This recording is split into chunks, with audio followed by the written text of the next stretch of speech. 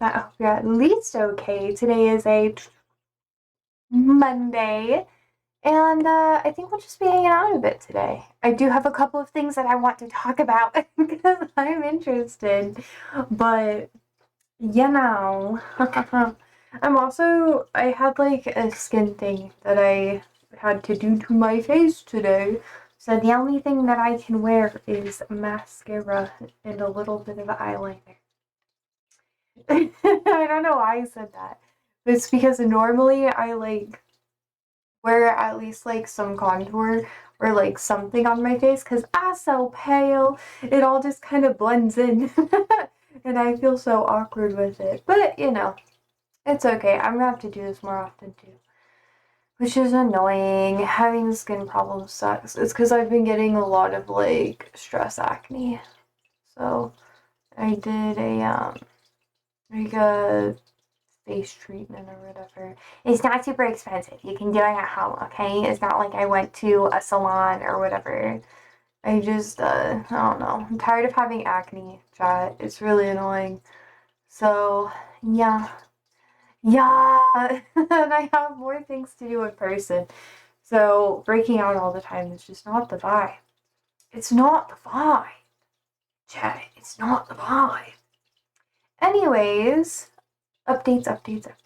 Nothing super exciting has been going on. Mikey's doing a little bit better. I should probably move this down a bit. Ooh, there you go. Mikey's doing a bit better, I guess. Not super great. So, I mean, he started throwing up again. So we're giving him like a little bit of rest today. And then today we're gonna like every evening we give him like a supplementary milk or whatever. So if he doesn't eat enough, I'll like help him a little bit. He's not feeling really good today, but if I keep talking about it, I'm probably gonna cry. Because I hope he didn't have like, what do you fucking call it? The rally or whatever that happens like before someone dies. It's so sad, so I have to stop talking about it. Um, Aside from that, what else is going on? October's been really chill. I finished up all of at least most of the things I need to do outside, and now there's a bit more stuff I have to do, which is cool. The semester's almost over for my classes. Well, at least not almost over, but like a lot of the stuff, my final projects, I'm wrapping up really early, which makes me so happy to finally be like ahead of things a little bit, knock on wood, because usually I'm behind as hell. Andrew's car is almost fixed. We were working on it the other day. He got some parts for his transmission, and the install should be either today or tomorrow. We'll work on it then. That's kind of about it. I'm kind of boring, chat. Oh, I did my animations today. That's kind of fun too. I don't know. Trump is currently in, you know, South Korea. So that's kind of exciting. We'll see how that goes. Or is he in Japan? Oh yeah, he's in Tokyo, Japan right now. I lied. Chat, I was wrong. I was wrong. And it's supposed to rain tonight. I'm kind of excited. We're not really getting a lot of rain. It's supposed to rain, oh man, the next couple of days. Which is kind of upsetting because I was supposed to do yard work, but I'm still gonna do some yard work. So it's supposed to rain tonight, and then I think tomorrow, which is really exciting. Let's see what else. Obviously, Trump is going a little un poco loco, because he's decided that. Oh, hi George. He's talking about running a third term. I also wanted to ask you about that, but I didn't want to make you like insanely upset, so you don't have to answer if you don't want to. We can talk about that in a little bit. How are you? Yeah. How are you, George? How is life? Anything exciting happening in your world? Yeah.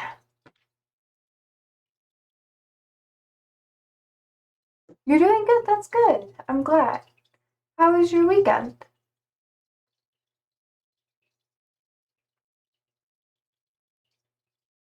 Hi, type 2. How are you? How are you? How is life? Just getting ready for winter? That's good. That's good. That's kind of the same thing. Uh, that's what I've been up to, too. It's been kind of gross. Oh, hi, Sandra Dickens. How are you? This dog. She's like, oh, what? Hi, baby girl. I know. You're a good girl. Do you want to lay down in here? Yeah. Oh, Ollie's in here, too. Type 2 says pretty boring Monday, cold and rainy here today. Ah, vibes. Same. It's kind of gross, IMO. I like it, but because we need the rain, but I had stuff I wanted to do outside.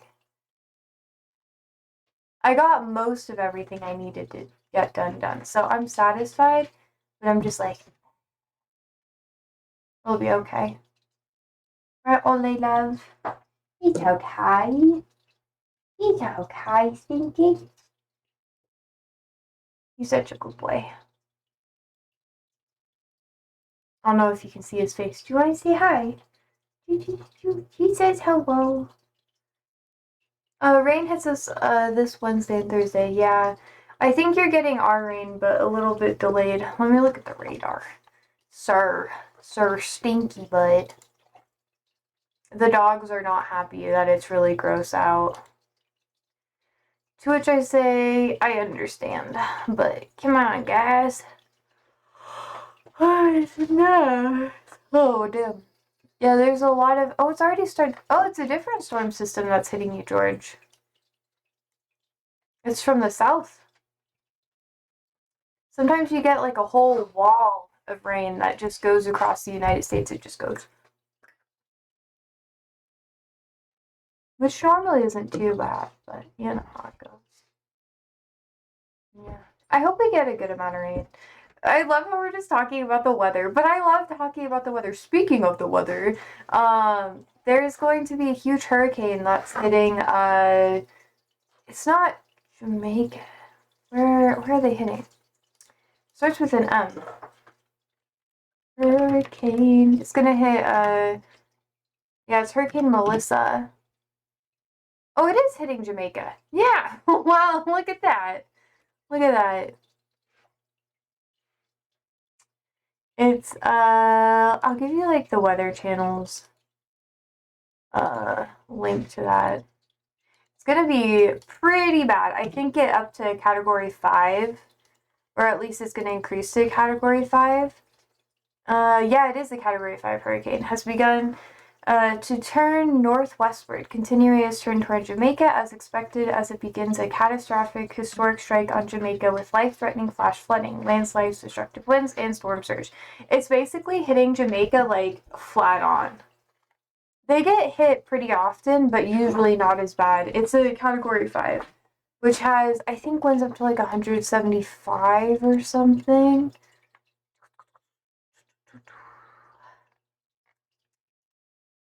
Yeah. The center is 150 miles southwest of Kingston, Jamaica, which is one of their biggest cities. Yeah. And it's a slow-moving storm, too. It's supposed to last about 4 or so days. I really want to go to Jamaica at some point. I think it's really pretty. I just don't really have a reason to, you know? That's the thing. Oop. So here is Jamaica. And it's just going straight through. Southeast Bahamas, including Turks and Caicos, 4 to 6 foot storm surge, along with up to 8 inches of rain, is likely to produce serious flooding. And eastern Cuba as well. They're just getting wrecked. Honestly. Just.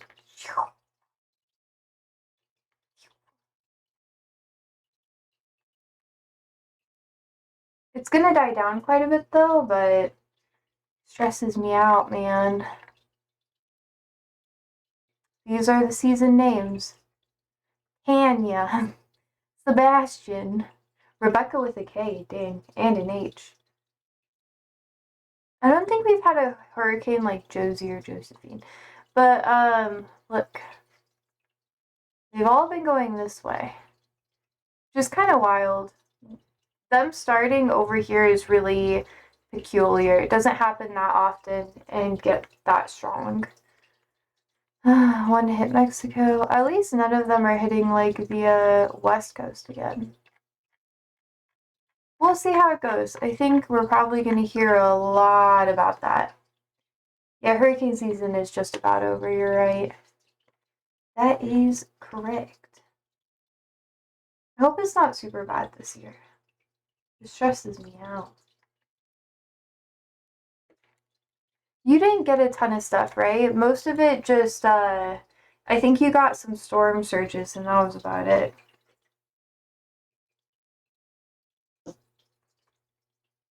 I don't think I noticed anything like actually impacting most of the US, you know? I think Florida got some stuff, but I don't think it was an actual like landfall. Yeah, nothing major here. I guess we're really lucky for that one. I think there was one that hit the Carolinas, I think. But it was a tropical storm. It wasn't really a hurricane.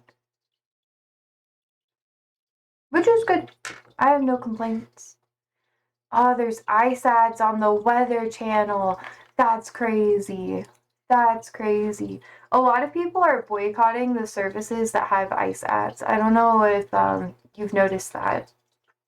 But people are boycotting like Spotify, which that's good for me because I don't I don't pay for a subscription anyways. Let's see. George says this is a pretty quiet part of the country when it comes to weather. That's true. You guys have like a very mild climate most of the time. He's such a big dog.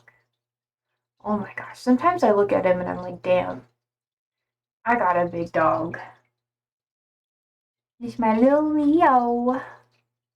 That's why I call him my little Leo. Is that what you are, stink butt? Anyways, your sister's new puppy is doing great. Oh, that's cute. Did it get older? Well, that was such a stupid thing to say. Oh my god. How old is it? I don't remember how old it is. Oh my god, that was great. I swear I have brain cells. They just. Hi, Ollie. Why are you looking at me like that? Okay, I'll give you some pets, okay? Okay. He's so cute. Yes, you are. There you go. I cannot believe I said that. That's so funny. Ow! Hello! Stinky? Yeah. Oh. Oh. Sorry, that's just, I do that to all the animals. I don't know why. You have so much to say. What's the attitude, sir? What do you want? Do you want more pets? Is that what you want?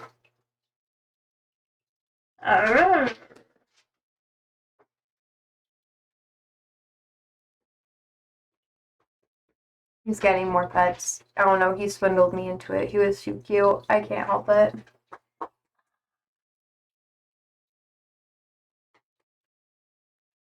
But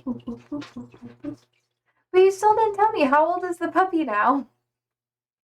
You should be like, what, 4, 5 months old now?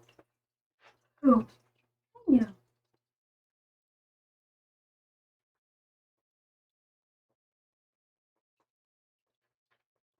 What are you doing?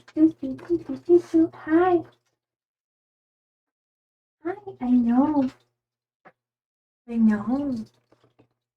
You're so cute. Having needy animals is so frustrating because he's literally a Velcro dog. And he's not small enough to be a Velcro dog and have it not be problematic. He's like, I will be on your lap at all times, mother. Oh, I feel bad. Kind of off topic, but today I was supposed to go to like a potluck, but since I don't have a working car, I'm not going. What are you doing that for, sir? Okay. Yeah. Sorry, my internet dropped out. She's 7 months old. Oh, that's older than I thought. That makes more sense. Hmm.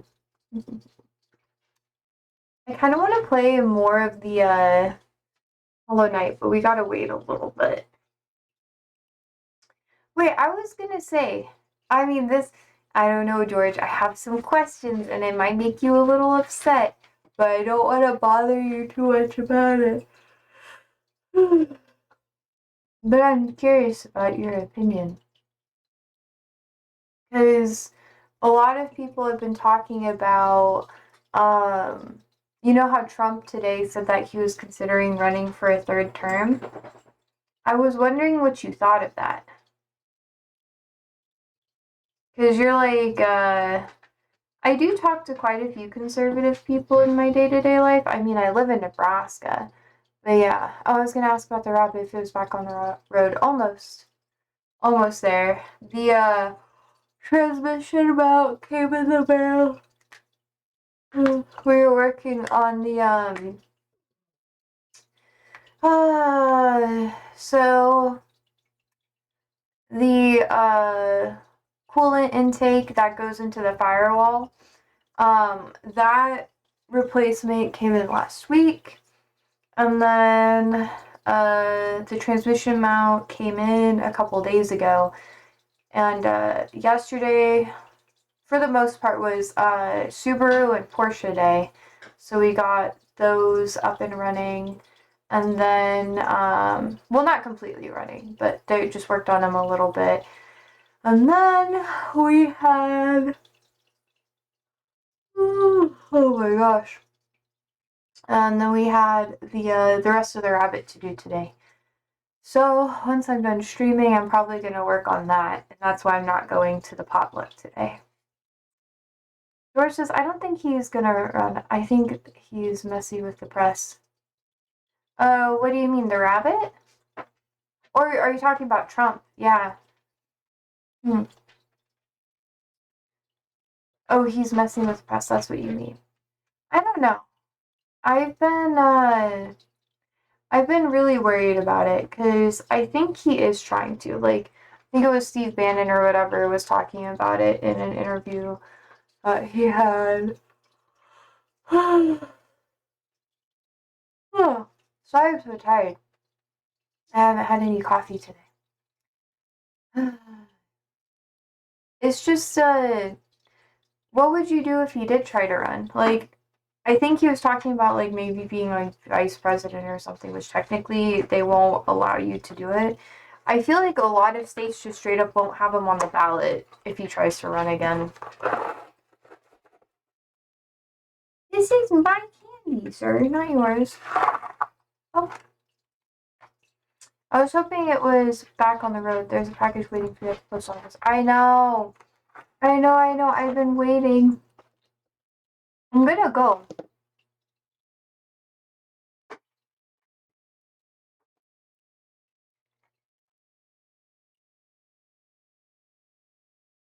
I got the email for it. I've been waiting to go.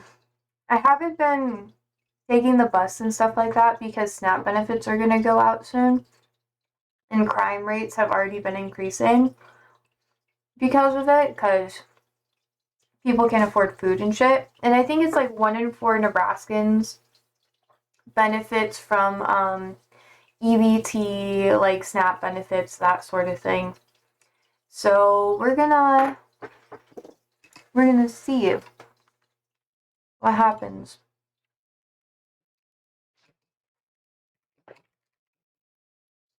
Mm.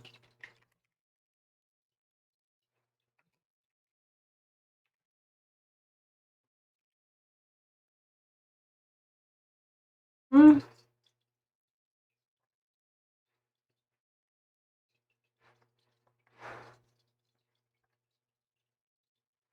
Overall this year, there's been a there's been less crime in like every category though. George says he's gonna retire and play golf after his term. Vance is next in line. I don't know. I don't know if that's actually true or not.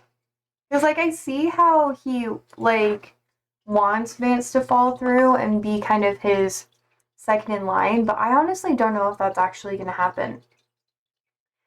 Because Vance, like, how do I say it? Vance doesn't have the same notoriety that Trump has, and Trump hasn't really tried to initiate or try to push a predecessor, like someone that's going to precede him. So I don't know how that's going to go.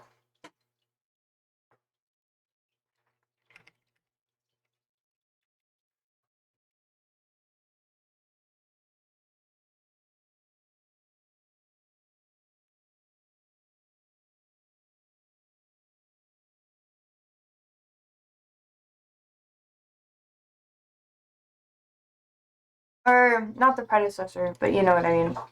Because preceding would be before. I'm so tired. I barely had enough caffeine today. Yeah, but they haven't, like, he hasn't primed anyone who's going to follow suit. And I know he's talked about it before with JD Vance maybe following suit, but usually, like Obama when he was in office, he talked about maybe having like Joe Biden follow through and like be the next person. And the same thing happened with Biden and Kamala. Biden said, I think he said something along the lines of like, if he wasn't going to run, he wanted Kamala to like start doing more stuff. Whereas Trump he hasn't really entertained that much. He's always been like, oh, I don't know, maybe I'm gonna like do another thing or whatever. Which, I don't know. That'd be really weird. We'll have to wait and see. It stresses me out though.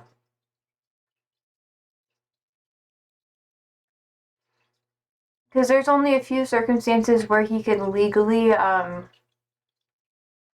stay in office. I think if the country was to be at war and we couldn't hold a proper election, then he'd be able to maintain office. Which that stresses me out because I know, well, not just me, but like a lot of people in the military kind of esque field have been preparing for Trump to try to start a war with countries in South America, which isn't that great because it's just horrible. He's already doing horrible shit to Venezuela. If not Vance, Rubio probably. Oh, both of them suck IMO, in my opinion. I think that there's not really a lot that, how do I say it? There's not the same sort of backing for those candidates as there was for Trump. Because Trump has a whole cult following. And very rarely do people with huge followings like that, where they kind of just get involved in something because Trump said so, rather than they have their own motivations for it or whatever. Very rarely is there like a proper candidate to like fill the shoes, you know? Because I really don't think anyone could fill Trump's shoes properly. No one is sassy enough. No one is witty enough. They don't really have they just don't have the quote unquote it factor that Trump has. And I think they'll be held accountable for a lot of the stuff that Trump did, which would be even more rough. Gavin is talking about maybe running. He's done a great job in California.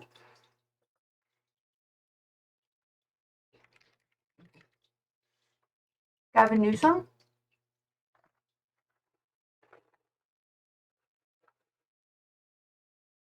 I'm surprised that you like running it to the ground. Ah, see, there it is. He is kind of trying to run, but I feel like, and people have talked about this before, like literally Philip DeFranco talked about it in his show today, which yes, I had time to watch it as I was like hanging out. Usually I watch it after the stream, but I agree with Philip DeFranco. He was saying that Gavin Newsom, I guess I could show the clip if you guys want me to, but I'm just, I don't know. I'll like give the link as I'm talking about it. But Philip DeFranco was talking about how Gavin Newsom is basically getting a presidential bid handed to him by Trump, which I don't know if that's necessarily true, but I kind of agree with it. Because every time Trump does something super antagonistic towards California or towards Gavin Newsom in particular, it makes him look better because it always fails. It doesn't always fail, but most times it does. And that's low-key pretty impressive to me, IMO.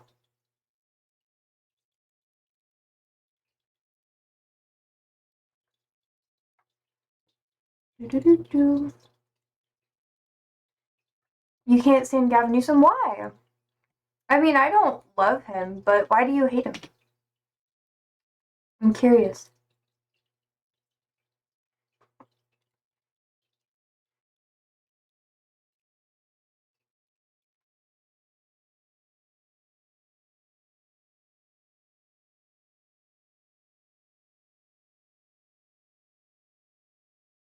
Hmm.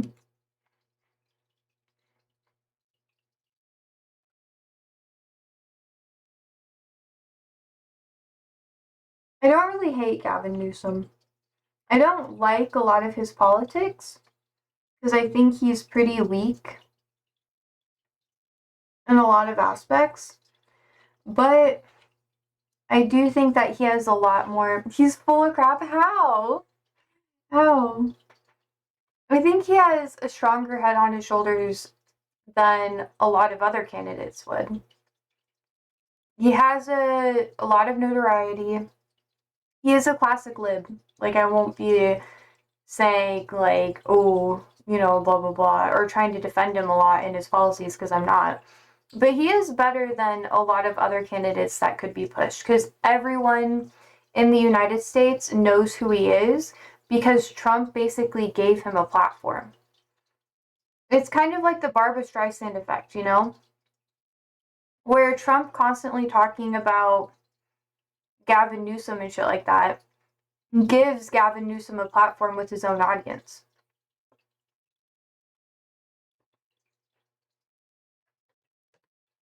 And since he's the president, that audience is the entire nation. He's a rich boy playing in the game. So is Trump.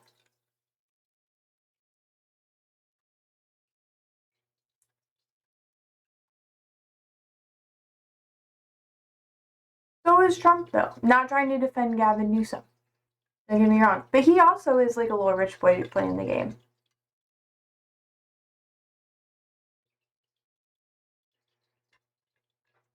But it really is the Streisand effect. Because if Trump just didn't talk about Gavin Newsom all the time or call him like Newscom all the time, he wouldn't even be mentioned. It's like I talk about the Streisand effect, or at least um the concept of the Streisand effect all the time on my streams.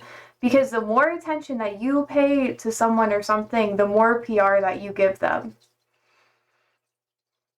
And Trump being a hater just gives people a ton of PR, especially people who don't like Trump. Like, if by Trump targeting someone, he's amplifying the reach that that person has. So Trump targeting AOC, saying that AOC needs to take it's so funny. He said that AOC needs to take the cognitive testing that he took or whatever. And it just amplifies her more. Because everybody who is very anti-Trump, who may not have liked these people before, if they see Trump going at them, he'll be like, huh, you know, maybe they're not that bad. And then it puts them to a broader audience who otherwise wouldn't pay attention to him. Like, Trump is kind of fucking himself over a lot. IMO, in my opinion.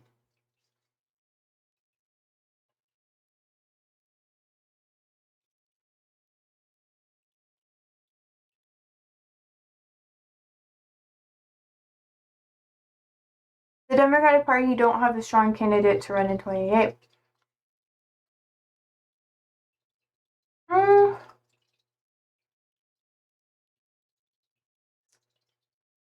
Hmm.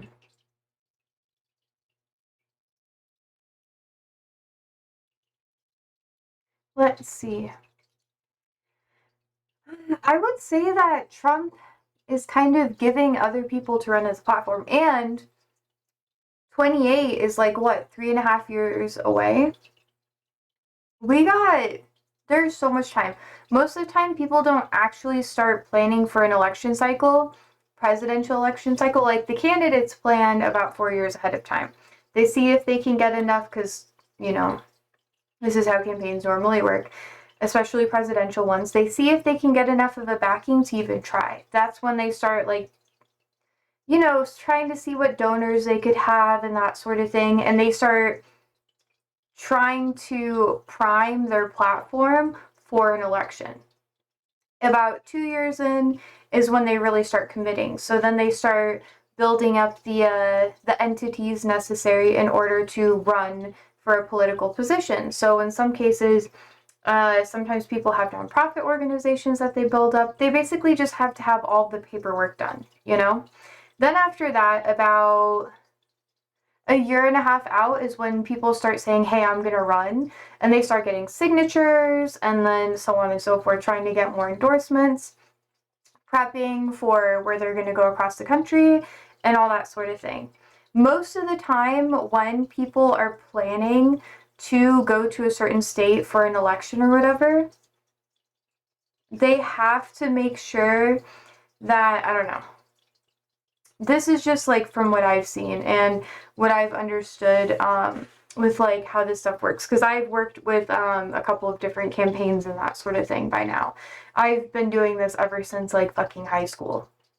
So long story short, it's gonna be about like a year and a half in before the public really has an understanding of who's doing it, and then a year out when we have that finalized and everybody has their travels planned, like, and all their ducks in a row.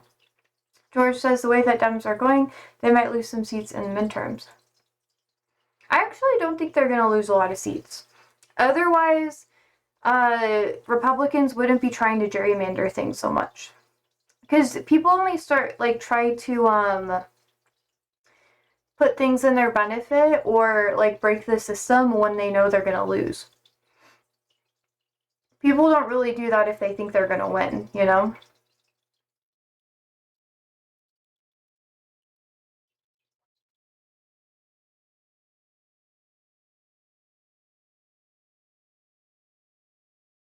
Yep, after the midterms, they start testing the waters to see if they're interested in running or gaining support. They're actually testing the waters now. Like, AOC is starting to test the waters now. That's, like, part of the, against the oligarchy campaign with Bernie. That was her testing the waters to see how much national recognition she could potentially get.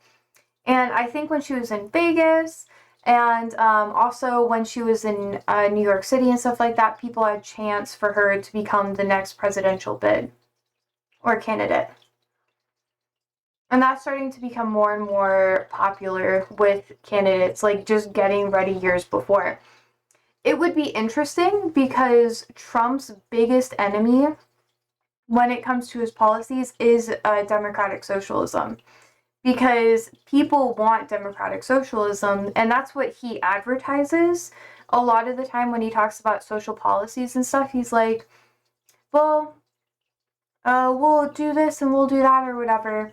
But he refuses to call it, like, you know, democratic socialism. And he takes some of those policies and he tries to implement it. A lot of the Republican Party does that because they want to get the people to back them. But then when they can't follow through in other ways, people are going to move to more left-leaning things again, especially when people can't afford food. This whole, like, how do I put it? The House is going to go back into session tomorrow. And that means that Republicans are going to have to be held accountable for not swearing in a leader in the House from Arizona, which is absolutely crazy. They're also going to have to be held accountable for not being willing to modify the bill that they're trying to pass right now. The, the economic bill for the government, all that good stuff or whatever. And because the Democrats held out, like, just like we said that they were going to, like, every streamer on the left for the most part is just like, yeah, they're gonna have to hold out, because Trump and Republicans are trying to get rid of a lot of security for people who should be getting healthcare and stuff. And Trump is, because MAGA is trying to get rid of that and Republicans are really trying to push away that security, Democrats are like, you cannot take this away, because basically the security within the bill that the Republicans are trying to get rid of, like,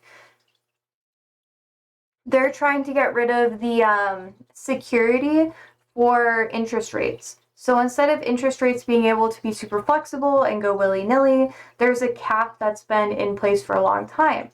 Democrats are saying, hey, this cap cannot go away, because with inflation and stuff, insurance premiums are going to go super fucking high if you remove this cap. And Republicans are saying, oh no, we just want to get rid of it. We've passed a clean bill. It's the same bill, but it really isn't the new bill at all.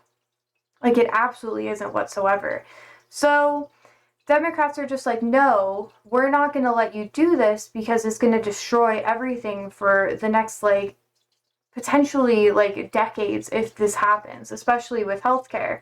And if you got healthcare to the point where, like, people can't even afford it anymore, that causes a lot of issues and the system can basically collapse. And Republicans want that, or I don't know, I don't even think they understand that that's what would happen. But it's very controversial. George said, well, the elections in Virginia, New Jersey, and Ohio coming up, they'll have to see how that comes out, yeah. George says we need a new health plan. The Obama plan is crap. That is true. That is true.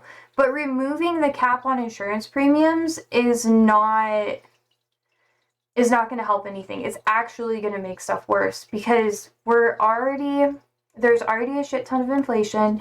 Grocery prices are at, like, an all-time high throughout the entire country, which is true. Like, in the past, like, 5 years, this is the highest. It's been steadily, like, increasing, and this is the highest it's been in, like, a very, very long time. So it's just all kind of falling apart. It's really sad. IMO. And with Obamacare, that was something that was supposed to be built upon, not necessarily stay the same for a really long time. And with some, that's why the Democrats need to reopen the government so they can work on a new plan.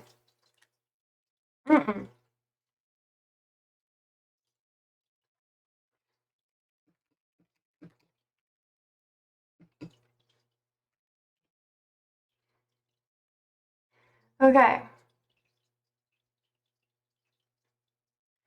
The Affordable Care Act, let's see.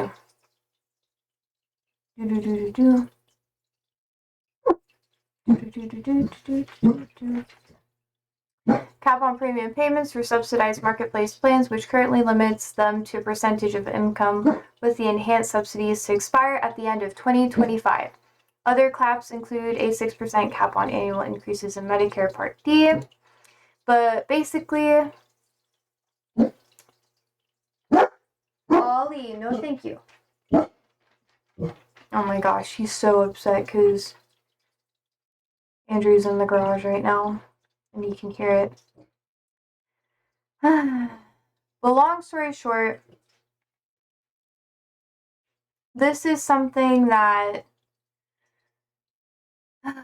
is going to become more and more of an issue.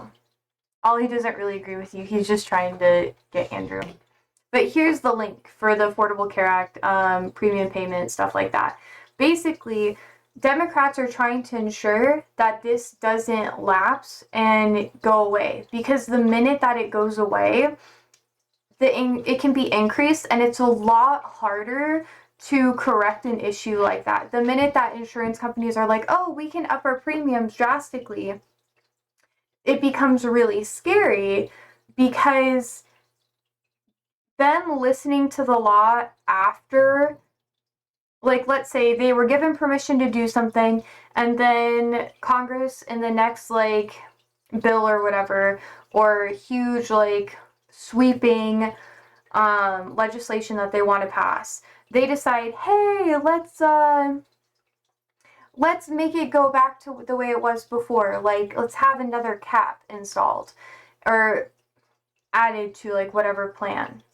If they add that cap after the fact, there's going to be an extended period of time where people have to pay higher interest rates. And this is insurance season. So people right now, like, I was up to change my insurance right now. I'm allowed to change it. Like, almost everyone who's on Medicare and Medicaid, they're able to change their plans right now.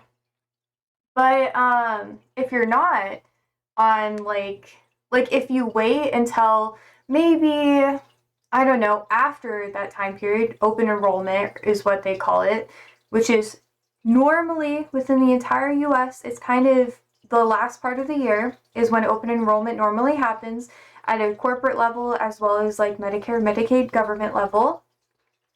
If you do it in the summer, that's completely different, because it's less likely to affect as many people, because the big open enrollment plans happen now. So if everything lapses and there is no guarantee, they can say that, hey, we're going to have things like increase or change next year, next cycle, which can cause a lot of problems.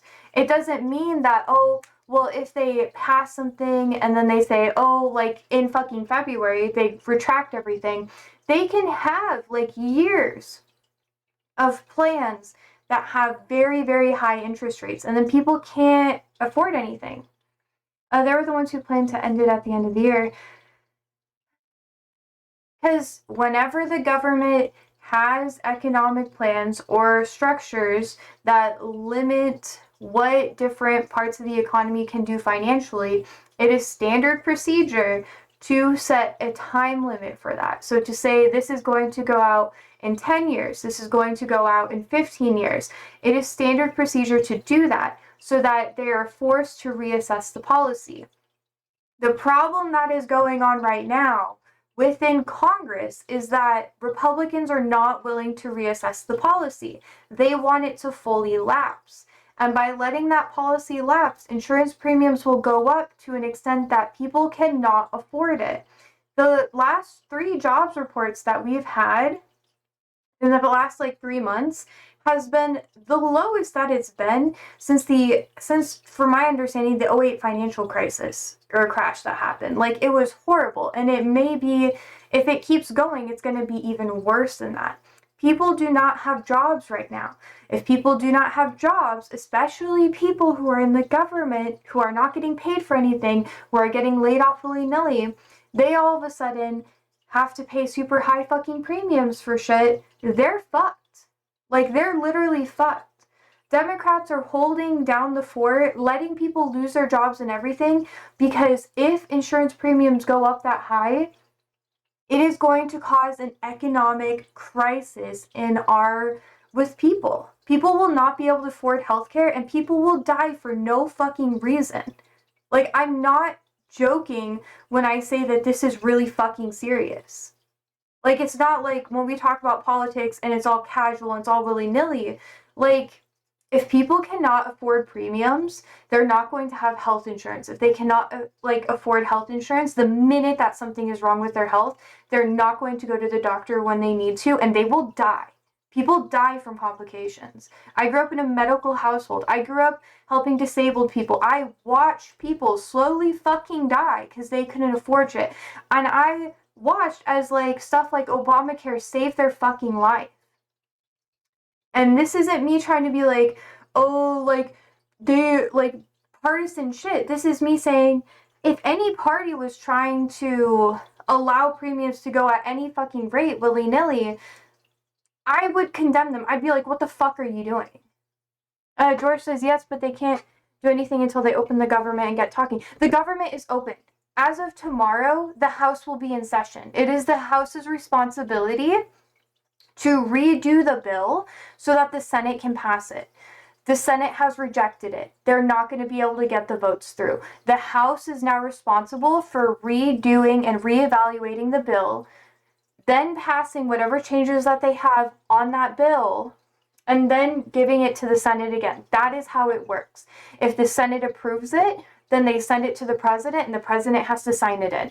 That is how every law works. If it does not pass the Senate, regardless of like if it's Republican or Democrat saying it's not going to pass, then it has to go back to the House. Now, they're going to be back in session tomorrow, the 28th. So the House's responsibility is now to redraft it. They ran out of time. Republicans ran out of time. Now it is their burden and their fault, because the House will be back in session. And if they do not allow the House to redo the bill, or at least like edit it or present a new one to the Senate, then everyone will blame Republicans. It's their fault now. Type 2 says they're also not seating a Democrat, yes, who won their special election in Arizona. That's true. It's been weeks and their state is having to sue Mike Johnson to seat them. Yes, it's true. They're not doing anything in good faith. Exactly. They literally did this. They presented everything, had it planned out so the House would not be in session when they were voting on the bill in the Senate. Because the House is not in session, or has not been in session for like the past fucking month, almost the entire past fucking month, they were not able to do their job and reevaluate stuff. And they could also call a special session through this entire month to have a vote for this. The reason why nothing has happened and the reason why people are losing their jobs is not because of Democrats. It's because the House majority is not willing to call a special session in order for them to redraft this bill, because the Senate will not pass it. That is how politics work. That is not me trying to be an asshole. That's not me trying to be partisan. This is me being as cut dry as fucking possible. That is how our government structure works. And if there needs to be any changes, and if things need to be modified to a bill, the House is responsible for that. And they're refusing to do it. But now they're going to be in session tomorrow. So unless they say that they're going to go into an extended recess where they're not going to do anything for literally like weeks on fucking end again, they have to do something about it. It has been the House's responsibility and the Republicans' responsibility this entire fucking time. They're just trying to blame Democrats, but their time has run out. They're going to be forced to actually do their fucking job tomorrow. And they're going to say that, oh, well, we don't want to do this and we shouldn't be bowing down to the Democrats or whatever, but it's not bowing down to the Democrats because they have a majority. They're in charge. They're in charge of fucking Congress, the presidential seat, as well as the judicial branch. This is their responsibility. And I'm tired of people making it a partisan thing. I'm tired of listening to the fucking news all the time and hearing Republicans just go on and on, talking out of their fucking ass, saying that it's Democrats' fault. No, people aren't saying they're not. It is Senate representatives and House representatives' responsibility to represent the perspectives and ideals that their people from their regions specifically, has nothing to do with their personal politics or their personal perspectives. So if the majority of people from their region say that they do not want this bill passed, which the majority of Democrats do not want, then they're not going to pass it, and that is their job. What would actually be in poor behavior is if they went against what their constituents wanted and voted for the bill just to appease the Republicans. George, it doesn't matter if it was clean. They stated that they will not pass it, so it has to be reworked. Just because you as a person don't think it has to be reworked, it did not pass.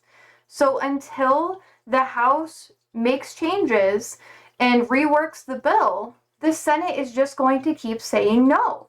And that is not something that you can just, it's like, you know, when they say, if you fail, you can try again, but doing the same thing over and over and over and over again, expecting a different result, is a sign of insanity, like literal mental insanity. Like if you were to go to a psychiatrist and you were to tell them, every time I press this button, I get electrocuted, but it says get a free car on it, but I'm just going to keep hitting it until I potentially get a free car, you're not going to get that fucking free car. You're just going to get fucking zapped every time you hit it. And they're going to be like, obviously, you are not going to get the free car. You're just harming yourself, you know? That is basically the equivalent of what's happening right now.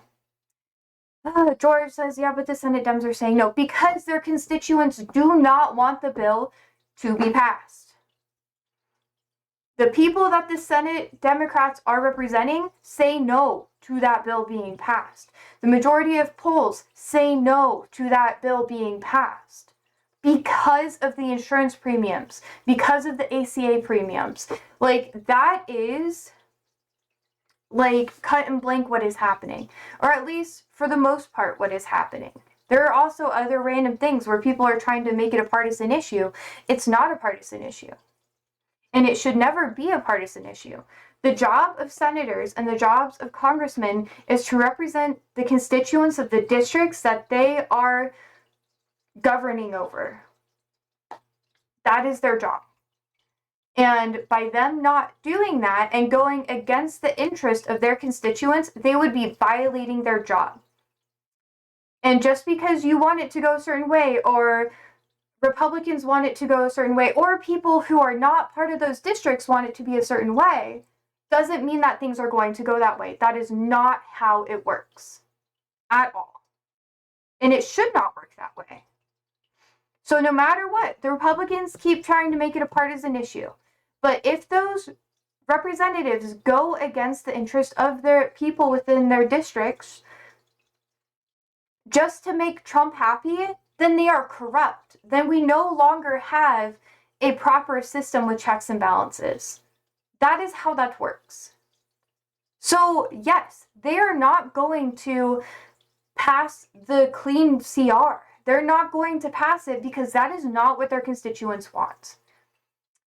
Yeah, Type 2 says Democrats are standing up to try and save people's health care. Yeah, that's literally what it was. If everyone from their districts called in and said, hey, you know, we don't want you to pass it, we don't want you to pass that, and like the polling represented it too, they would have a reason to say, yes, I'm going to vote yes to the clean CR or whatever. But because that has not happened, they would be going against their districts by doing so. They would literally be violating the trust that their constituents have in them as representatives. And it has nothing to do with fucking partisan politics like Republicans are trying to make it, because that's their excuse. The job of people in the House and the job of people in Congress is to represent their constituents, regardless of whether or not Trump likes it or Trump doesn't. That's how that shit goes. Type 2 says that's what we want them to do. Yeah. And for once, they are, like you're saying, they are doing what the people want them to do. And no amount of peer pressure should make them concede, because they are doing their fucking jobs. By the House majority refusing to call for a special session in order to revise it so the government can continue on, is the reason why we are in this place. Is the reason why Democrats and America is so fucking pissed with Republicans right now, especially the Republicans within the House majority, because they don't want to call a special session in order to review this. But that doesn't matter because their time ran out. They are going to be forced to address this tomorrow. They're going to be forced to have that Arizona leader be like, she's going to be able to actually do her job. But for the past month, she hasn't been able to do that, which means that she hasn't been able to fill her job duties for a long time.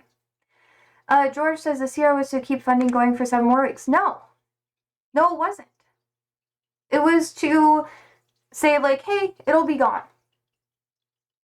It'll be gone. And Democrats and the people that the Democrats are representing saying that they want it to continue for far longer than that. And that's the problem. And Republicans, like, it is showing, like, I know a lot of people are trying to believe what the Republicans are saying about this. But it's not necessarily true. Like, it's not. They have all of the power in this situation. And when people are trying to do the jobs that they were basically voted in to do, they can't throw a hissy fit because they can't get the votes that they want. It's like, do you want to get the votes and have a corrupt system where the people can no longer trust their government anymore or trust that their vote matters? Or are you going to rework it and try to work with the people who represent the actual country? Because if the Democrats were to vote yes, when the people that they are representing say that they do not want it to pass, what trust would people have in the country anymore? Like, imagine if it was flip sides. Like, imagine if it was the entire, like, opposite thing. And Democrats had all the control, and Republicans were refusing to vote something in. Republicans. And then the Democrats were like, oh no, you should just say yes, you should just say yes, you should just say yes. And they kept prodding and poking. And they would just be like, oh, well, you should just do it anyways, even if the people of your district don't want that. How would that work? Would that be a good thing to have in our country? Because from my perspective, that's going to cause a lot of fucking problems. Just saying. That's why I'm not very happy with what's going on, because they've tried voting it in almost every single day for the past fucking month. When it's a no, it's a fucking no. It doesn't mean just keep poking and prodding to get someone to say yes, because at this point, that's what it is. It's like, because it's gone on so long and they've drawn it out for so long, it's not about, like, Democrats versus Republicans or whatever. It's literally that, like, the people who have said no so far have to continue saying no because they have to make a stand against the government. Like, the Republicans or the majority that is going on or whatever, they have to take a stand and be like, hey, I'm not going to go against my constituents or my districts just to make you happy. I'm not going to do that. And that's integrity that is honestly bringing a lot of faith back into the left-leaning parties, the left-leaning side of things. Because if you don't have that integrity, you do not have any trust that can be established between people and the people they're presiding over. So that integrity is so important. And at this point, it's more about integrity than anything else. Like, that's what it is. And if they go against it, they're fucked. That's just how it is. I hope candy's good.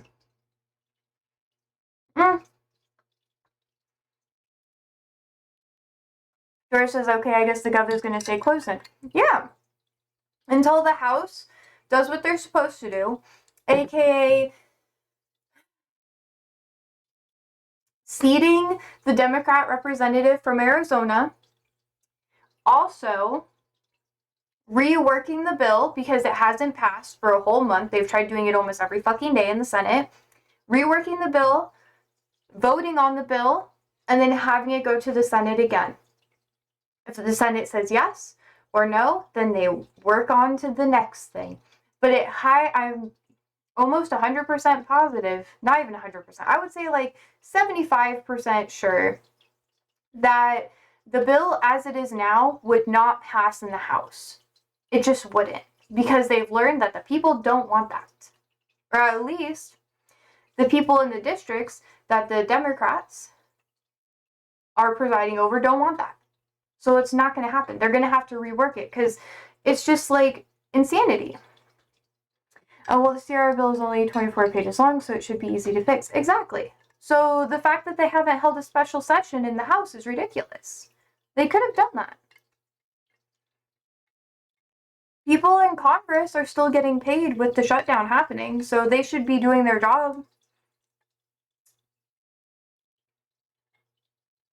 Type 2 says, with people seeing their insurance premiums and SNAP ending the next few weeks, things are going to get wild, I feel. I know, exactly. And the Republicans are going to try to make it a partisan thing. Not Republicans. I shouldn't say that because that's disrespectful. I have my own set of, like, standards for that, I guess. But I think MAGA is really going to try to push and blame the Democrats for all that when that's just not realistic. They're the reason why this was drawn out for so long. And when people are going to be starving, they can't feed their kids on Thanksgiving. They can't, oh, hi, Tammy. They can't do anything for Christmas. They can't afford Christmas gifts and stuff like that. They're not going to be mad at Democrats like the Republicans want. They're going to sit there and be like, oh, the Republicans have all the power and they still can't do anything, and they refuse to actually do anything about it. So, fuck you guys. Like, that is how it's going to go. It's going to backfire. Yeah, Type 2 says you can't control all the branches and claim you can't do anything. Exactly. Exactly. The Republicans made their bed. Actually, not Republicans. MAGA made their bed, and now they have to lie in it. And when people are pissed,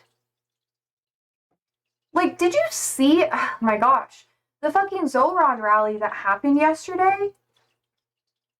Y'all, Trump is fucking terrified because people are realizing with Trump doing what he's doing, everything's backfiring because people have access to the internet and they have access to more information than just what Trump wants people to hear. The reason why Trump has so much public press events and so many public outings and literally tries to overtake the whole media with his events and stuff like that is because everyone is against him trying to do this shit besides the people that he's either paying or he's collaborating with. Like, people are not happy with what he's doing. He's trying to overwhelm the media with his bullshit so people don't actually pay attention to reliable news sources. And they just want to pay attention to him and his shit. Like, when you turn on the news, if you were to turn on the news, like, freaking 3 years ago, when Biden was in office, every single day, people were not talking about Biden. They were not talking about Democrats. They weren't talking about Republicans. They were talking about other news happening in the world. Almost every fucking day, there is a major... Trump is testing the waters in ways to cause issues with our fucking democracy. And it is breaking news almost every fucking day because of the shit that he's doing, to the point where people are desensitized. Like Tammy says, Trump third term. No, that's the worst nightmare ever. Exactly. Like, he's literally talking about doing a third term. Unironically, people that work for him are also promoting Trump doing a third term. When Trump was elected into office, people who were MAGA representatives that were elected into office were wearing hats that said Trump 2028. I don't view it to be a fucking joke. And people just saying what Trump is doing is a joke all the time is the reason why he has been able to do all the horrible shit that he's been doing. Taking what he says and just making it like, oh, well, he's just joking or whatever. When has he ever been fucking joking? Like, when has he been joking? He wasn't joking when he was talking about grabbing women by the pussy and sexually assaulting them and forcing himself on women. He wasn't joking about him literally driving his family's companies bankrupt over and over and over again and just getting bailout money from the rest of his relatives. Like, he wasn't joking when he said that he could do whatever he wanted and not have any consequences because he put a Republican majority in the Supreme Court that basically would vote for anything he does.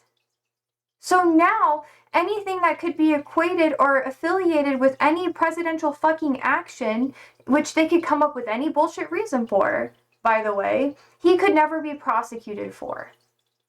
And that's fucking insane. So he could literally commit war crimes that go against our Constitution, and he wouldn't be held liable for it because he could say it's a presidential action. What Trump has done to our democracy is going to take decades to revert the damages of. And he wants to keep going. He wants to continue removing benefits from people. He wants to continue treating people like trash. He literally has stated multiple times that he does not care about the lower classes. He doesn't care about the elderly. He doesn't care about anyone. He just cares about the votes, which he has fucking said, and people still vote for him. What he is doing has been catastrophic. And just because he has people who are big in whatever and in money or whatever supporting him, he literally fucking destroyed historical property in the White House, the entire East Wing, and got big donors without any oversight that he is supposed to get for anything that he is doing there. He just destroyed everything and said, I'll ask for forgiveness. What the actual fuck? Like, the shit that he is doing is actually fucking insane. And it is exhausting to sit here and talk to people almost like every fucking day, whether it's like people in my community or coming on Twitch and just talking about Trump all the time. Like, what he's doing isn't fucking horrible. Like, he destroyed history and no one fucking cares. He's like... It's like no one gives a shit. He's firing people that he should not have the ability to fucking fire. It is Congress's responsibility to dictate what finances go where. And everybody's just letting him do whatever. And people are backing him for that. It's like people are so blinded with wanting to have a godlike fucking figure in our government that they don't pay attention to the actual harm that he's causing. If you were to see Obama do this shit, people lost their fucking shit when Obama he wore a tan suit, bro. Like, he wore a tan fucking suit, and people lost their goddamn fucking minds. Like, they literally fucking lost it. And then I get to talk to people who are defending Trump when he is destroying historical property. He is trying to destroy checks and balances within our goddamn government. He is trying to prevent legislative members from voting for the interests of their constituents and trying to say, oh, it's just because these people are anti-MAGA. Like, what the actual fuck is wrong with you? You cannot defend that shit. There's nothing to defend here. And this isn't me trying to be an asshole. It's me trying to be 100% fucking honest. And people just sit here and they try to brush it under the goddamn rug. But what is that doing for you? What is that doing? What is that doing? It's doing nothing. It is doing absolutely nothing. He is literally allocating funds from private fucking donors to ICE. And ICE doesn't even... He is not even requiring ICE agents to go through proper background checks. He's not requiring ICE agents to even fucking, like, have proper documentation of where they are sending people. They are literally taking people who are fucking, oh my god, pardon my language, but these people are literally U.S. citizens sometimes that are being abducted by ICE where people cannot track them down. It's insane. Hello. What do you want? I need my old downhill board. Oh, okay. Tammy says he was trying to control everything and put his own rules, even if it was right and or not. And I believe me, guys, when I tell you that this is the start of a dictatorship. I saw this scenario before, and it's worse than you could ever imagine. It's true. Type 2 says we're turning into Turkey. I know.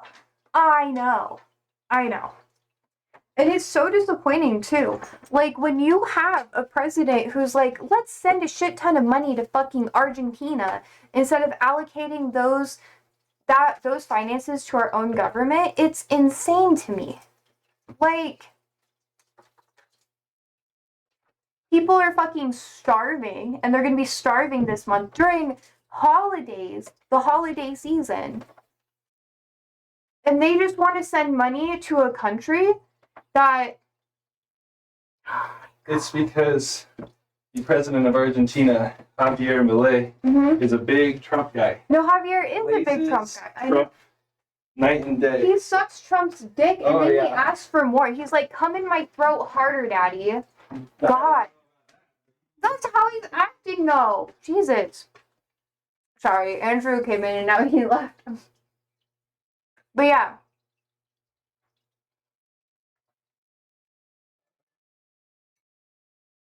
He is trying to do the same shit that happened in Turkey. And it is really disappointing. And it's really sad because I understand that people want to have faith in our democracy and they want to be like, no, no, no, the checks and balances would prevent abuse of power. Dog, there's a fucking Republican majority in every avenue of our government right now. The checks and balances that were supposed to be there are slowly being stripped away one by one. They are taking away rights of people and trying to say, oh, it's a state issue.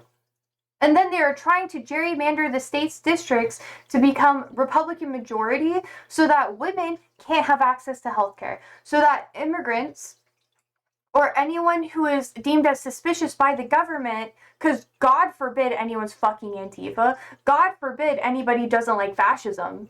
Oh my God. Insane idea right there. Then they take these people and they're just like, let's just jail them for no fucking reason. Like, it's absolutely insane to me. And then 10 years down the line, actually no, 15 years down the line, the people who are promoting Trump are going to be so fucking ashamed of themselves, and they're not even going to be able to say that they were doing it in the first place. Because they were not willing to sit there and be like, oh my God, this is actually what's happening.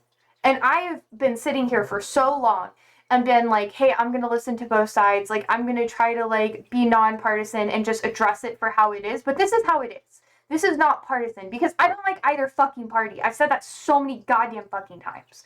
I don't like it. When I talk about Democrats and I talk about Republicans, I will highlight whatever good thing that they have going on.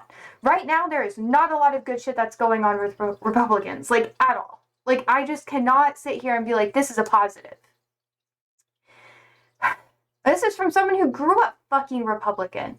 Like, I didn't switch sides or whatever. I realized the system was corrupted, and I said I will participate to the best of my ability, and I will help as much as I can, and I will align myself with the people who are doing the best that they can. And I refuse to be partisan in that manner.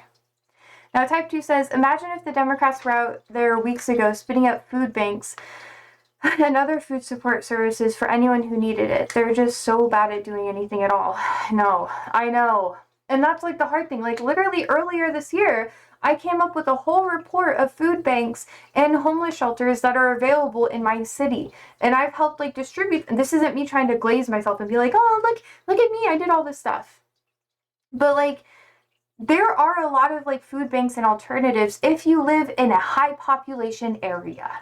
If you do. And that's only if you're in a community that is willing to give to the people that are in need. That is how it is. I am very fortunate to live in like a top 20 like size USA city. Like, I am so fortunate for that. Top 10 USA city is even better for the most part. You have more access because more people have resources, and if more people have resources, they're more willing to distribute them to the rest of their community, or at least more people will be able to do that, and it helps a little bit more. But not everyone is meant to live in a like top 10 city population wise. Not even everyone's meant to live in like a top 50 city population wise. A lot of people just want their chill cities, and I vibe with that. You know, like, that's cool. But the smaller the city is, usually the less resources that they have available to them when stuff goes south. So the people who are going to primarily be impacted by food stamps or like SNAP benefits or anything not being available to people are people who are in a more conservative small towns. It's not going to be the people living in the big cities. There are going to be more shelters available for them and more food options for them to receive from. And more, like, those cities are going to be able to allocate more of their resources to the people who are in need than a small community who is barely surviving. Like, it's just how it is right now. And it's so fucking sad. It is so sad. Like, here, I'm not going to dive super deep into it, but like I said, I live in a larger city. I live in, like, Omaha, Nebraska. The overall metro area with all the cities who are, like, intertwined is over 1 million people. There are a lot of people. There are lots of different resources that people can go to in order to make sure that they are okay. Now, people from outside of city limits literally drive into the city to access those resources because they do not have fucking food. People come from Iowa. I mean, granted, we are on the border, but people come from an entirely different state to the city that I live in right now in order to get food from the food banks that are here. I'm not even fucking joking or trying to exaggerate. It's been like this for years, ever since COVID started. And now it is getting worse. There are less food banks that there were here in the city than like 6 years ago. And it's just on the decline because they're not able to get as much like government finances or grants like they used to. A lot of them, or at least some of them that were larger, did rely heavily on federal grants that the Trump administration has tried to cut super fucking hard. And a lot of them have been at threat of going under. And this situation and all the pressures that they're under means that they have to turn people away. They have to have different, like, minimums. So you have to have a household minimum in order to go to them. You have to have, like, and I'm not even joking with you, there are some places where you have to have a car in order to get food from them. And most of these places, you never get to pick out anything that you get to eat. They have to give it to you. So if you don't have a car and you can't be part of that line in order to drive up, you have like half the amount of food resources available to you. Like when people say being able to go to a food drive or a food place is going to solve everything, it's not, because a lot of them have regulations that make it so not everybody has access to the food. Like some people say you have to have kids. Some people say that they only help like women who are single mothers or whatever. Like the idea that people can just go to food banks or whatever willy-nilly isn't reality. Anyways, I could keep going on about this forever because it like pisses me off. And I am so very fortunate to be in the situation that I am in where I can help my community when I can. But I don't have a ton of money that I can just throw willy-nilly on things. Like I have to strictly budget and I still try to help when I can, but there's only so much you can do, you know?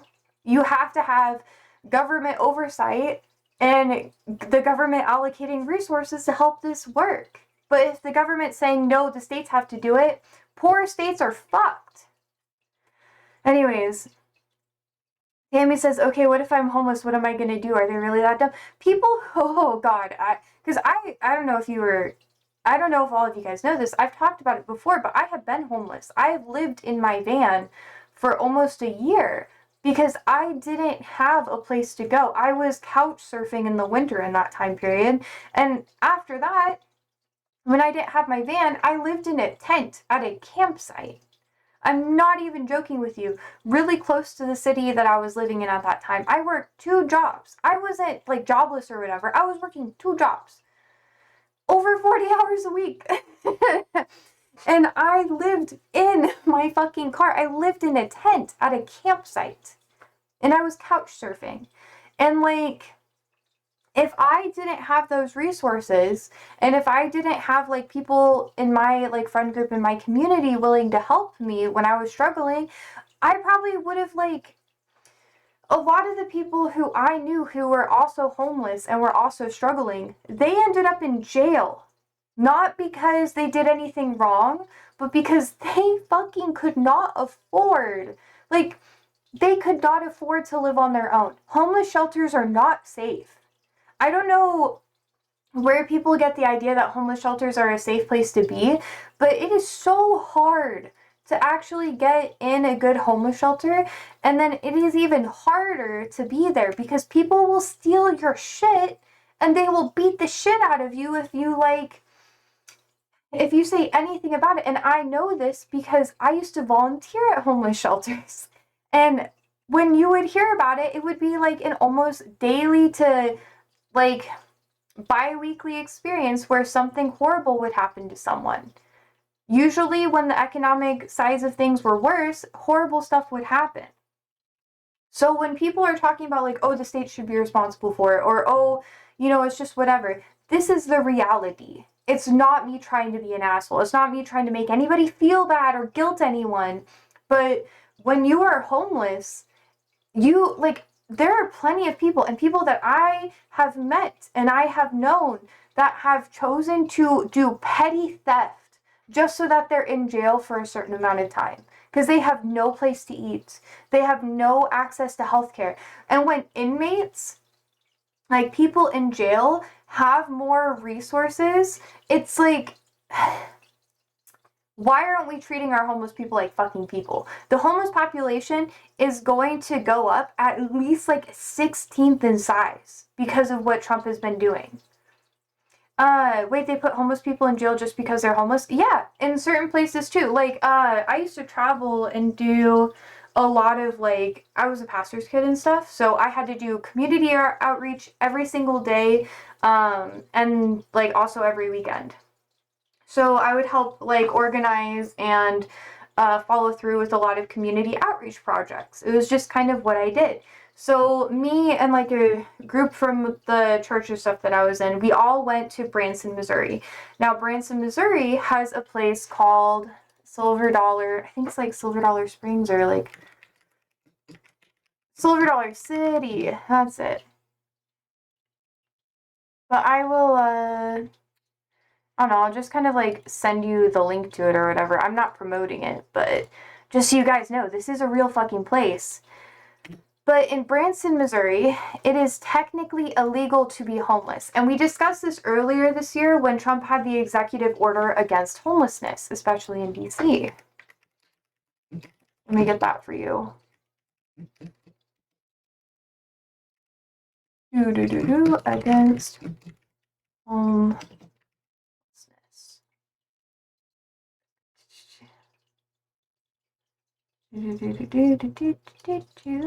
I think it was in July.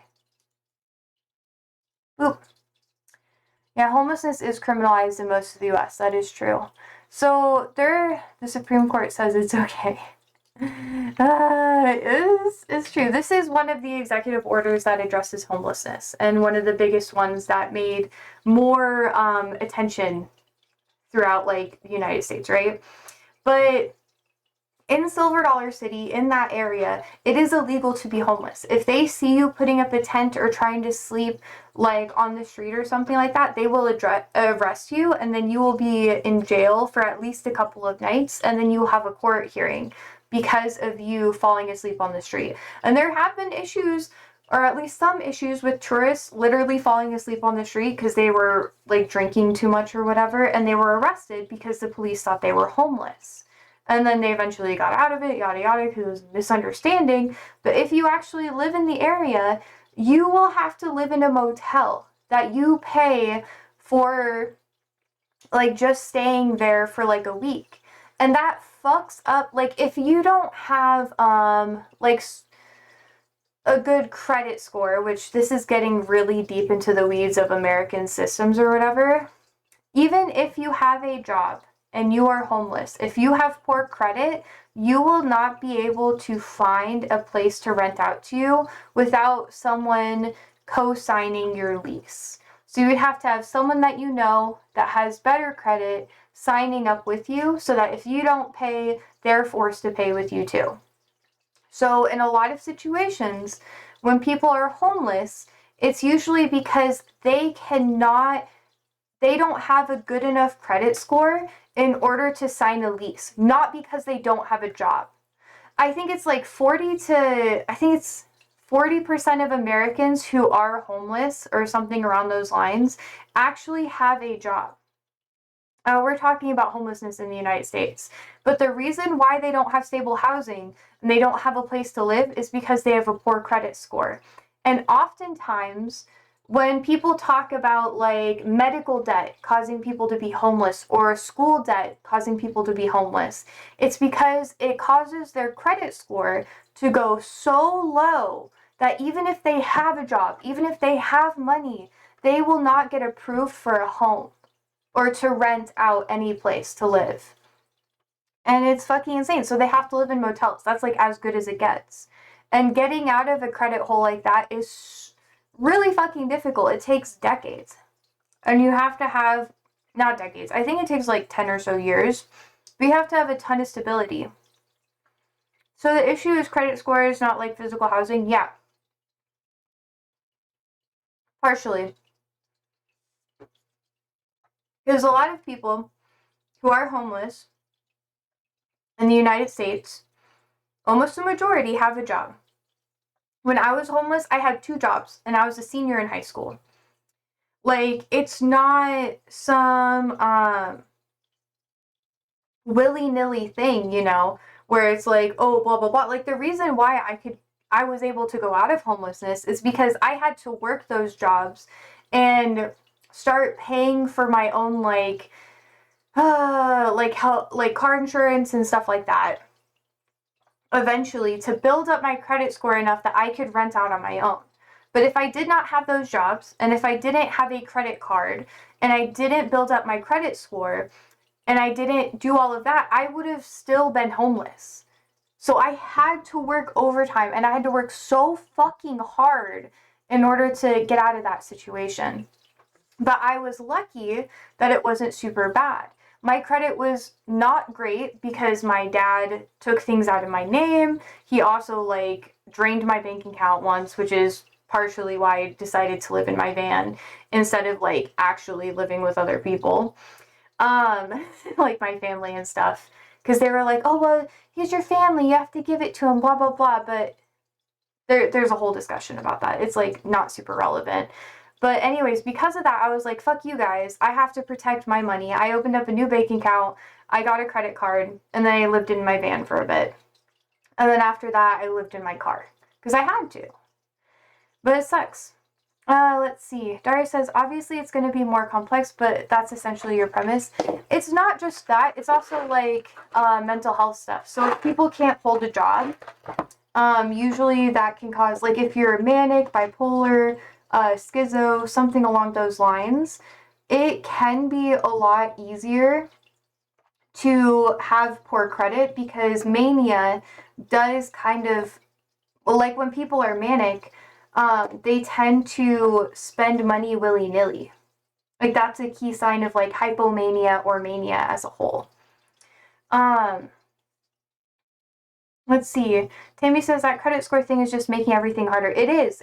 And it is a tool of oppression, or at least it has been used as a tool of oppression as of late in the United States. Daria says, so hold on. A credit score here is about borrowing from banks mainly. Do landlords use them in the US? Yeah. So in order to rent out a property, like whether that be an apartment or whatever, you usually have to be making double what you have to pay in rent every single month, and you have to have a good credit report.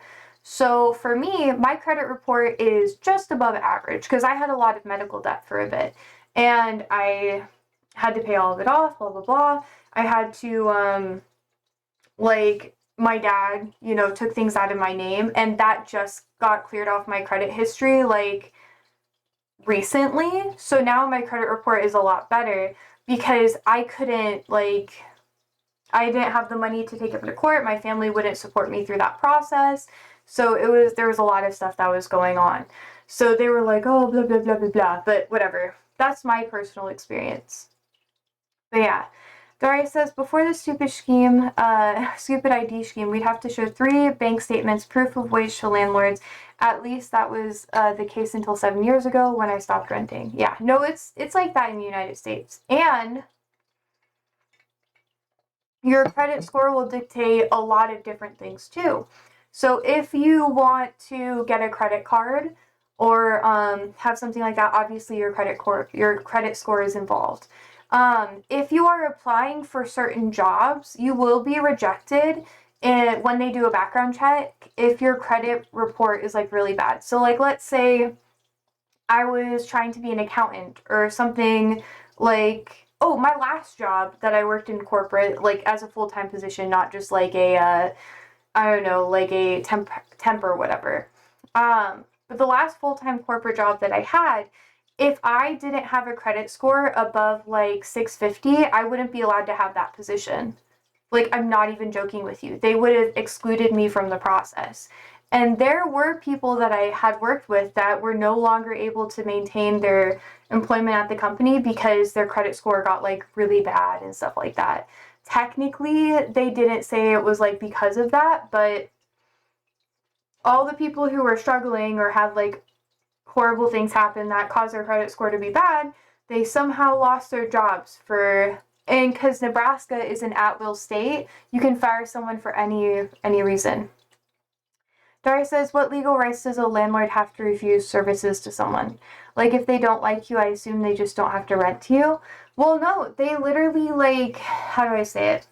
There are vouchers that you can get, like, it's called Title 8 here. I don't know if different states call it different things, but Title 8 housing vouchers, in order to qualify for them, you have to be making less than the standard for living in the United States, and it also depends on your household size. So, we're diving deep into the weeds of like housing legislation or whatever. This isn't technically my specialty, but I know quite a bit about it because I've had to deal with it. I personally haven't used Title 8, but I've helped people through the process. A lot of immigrants that I work with use Title 8 and government subsidies to make sure that they can afford their housing, especially refugees. Okay, anyways, Title 8 is something that you have to go to the city / like state and you have to file some paperwork stating, hey, I don't make enough to do this. And then every single month, practically, to almost every other month, you have to submit evidence that you are still working your job and you are working and you're getting paid less than the threshold to no longer have Title 8. So you have to prove that you're poor. And you have to do it every single month, depending on like what age you are. Because if you're a senior and stuff, they don't make you do it every month because you obviously can't afford it, you know. But that's kind of like a semantics thing. But yeah, it's pretty fucked. It's pretty fucked because if you start making a little bit extra or you get like a big bonus or something, and it's not just for non-citizens, it's for like more than non-citizens. Like, you just have to be poor, or you have to like you have to prove yourself that you need government assistance. It's not like they're giving it to anybody and everybody.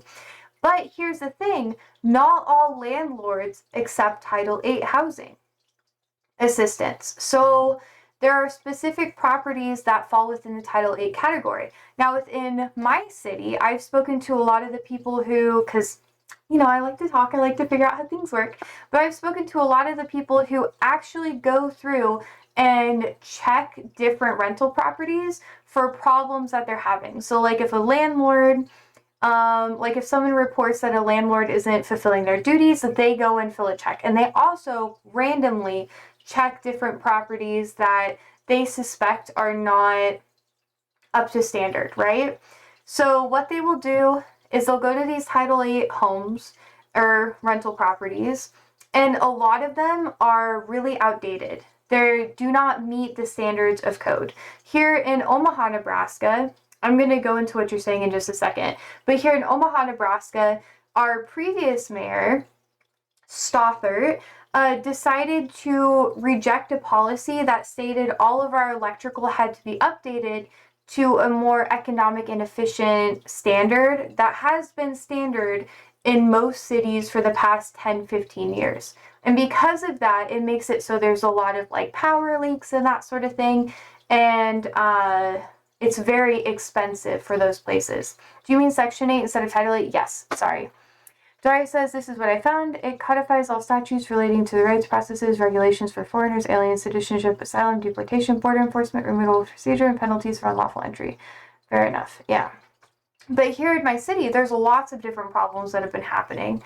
And when you get involved and you work with people, because if you're from the United States, I highly recommend getting involved in your local area and seeing how things work in your city, because you can help out a lot more than you think. But Section 8 appears to be the HUD. This is what you're talking about. Yeah, you can look into it more if you want to, but it differs on a state level. So I'm specifically talking about Nebraska, and the cities that I know the most about this area would be like Columbus, Nebraska, Omaha, Nebraska, Lincoln, Nebraska. Those are the three major cities that I know the most about. I also know some smaller cities and stuff, but that gets into like doxing territory, so I'm not really going to dive into those. But yeah, different counties can have different regulations depending on the size of the cities. But yeah, it's very semantic. And how do I say it?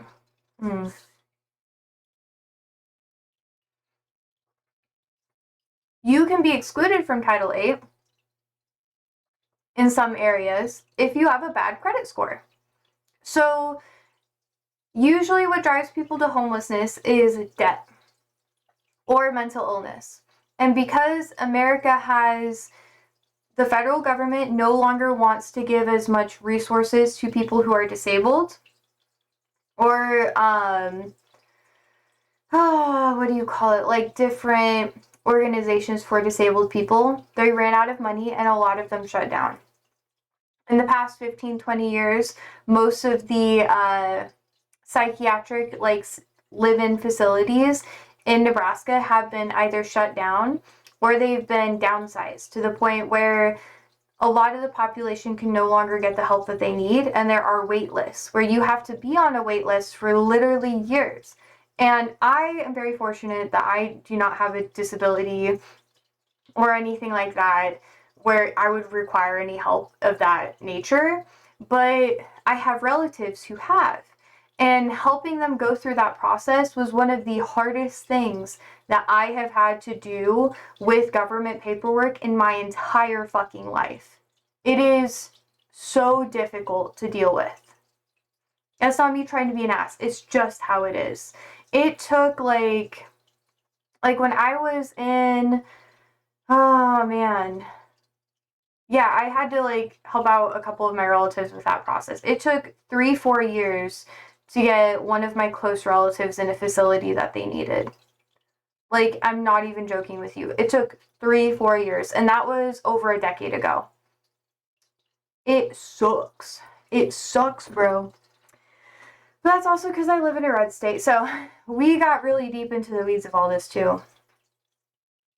Let's see, Dar says, so I had a look, and it seems to be the case that you're not excluded from Section 8 by credit scores, but individual landlords can request them and refuse services based on that and criminal, etc. Yeah, exactly.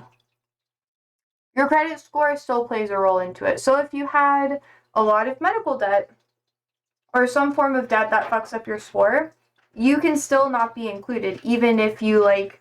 So I wrap that into the Section 8 thing, because depending on the state that you live in, Section 8, they will like do it in tandem. So they'll be like, if your credit score is like this low, it's not even worth applying for like Section 8. Or like, you have to like try to go to these facilities instead. They will just redirect you. They won't even have you go through that process.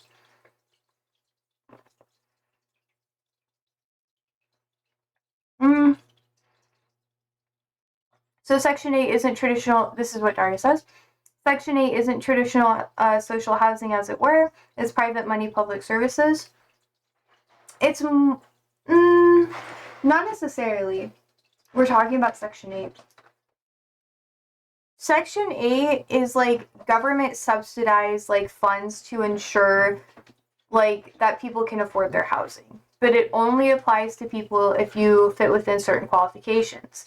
Now, if you have a low credit score while you are applying for Section 8, they will literally try to redirect you to other resources for housing, like homeless services and that sort of thing, rather than going to Section 8 and trying to find a rental property, because it's just wasting your time. So it's run by the government but uses private properties, etc., instead of the government running social housing itself. Yeah, because the federal government has decided that it's the state's responsibility in order to find housing for people of lower classes. Did you get it all done, Andrew? I might have been. I had to call Mike out there to get a breaker bar so I could torque. Everything's torqued. But then we got the yap. Our neighbor had to help him. I did not get the coolant filled. Every time I get Mike out there, it's just fucking yap for like an hour. Okay. Type 2 says, my ex-wife before we met was a single mother living in a Section 8 apartment. It was in a bad part of the city and not taken care of. It's usually vouchers that landlords can take, and there's lots of scummy scam activities around it too. There is, yeah.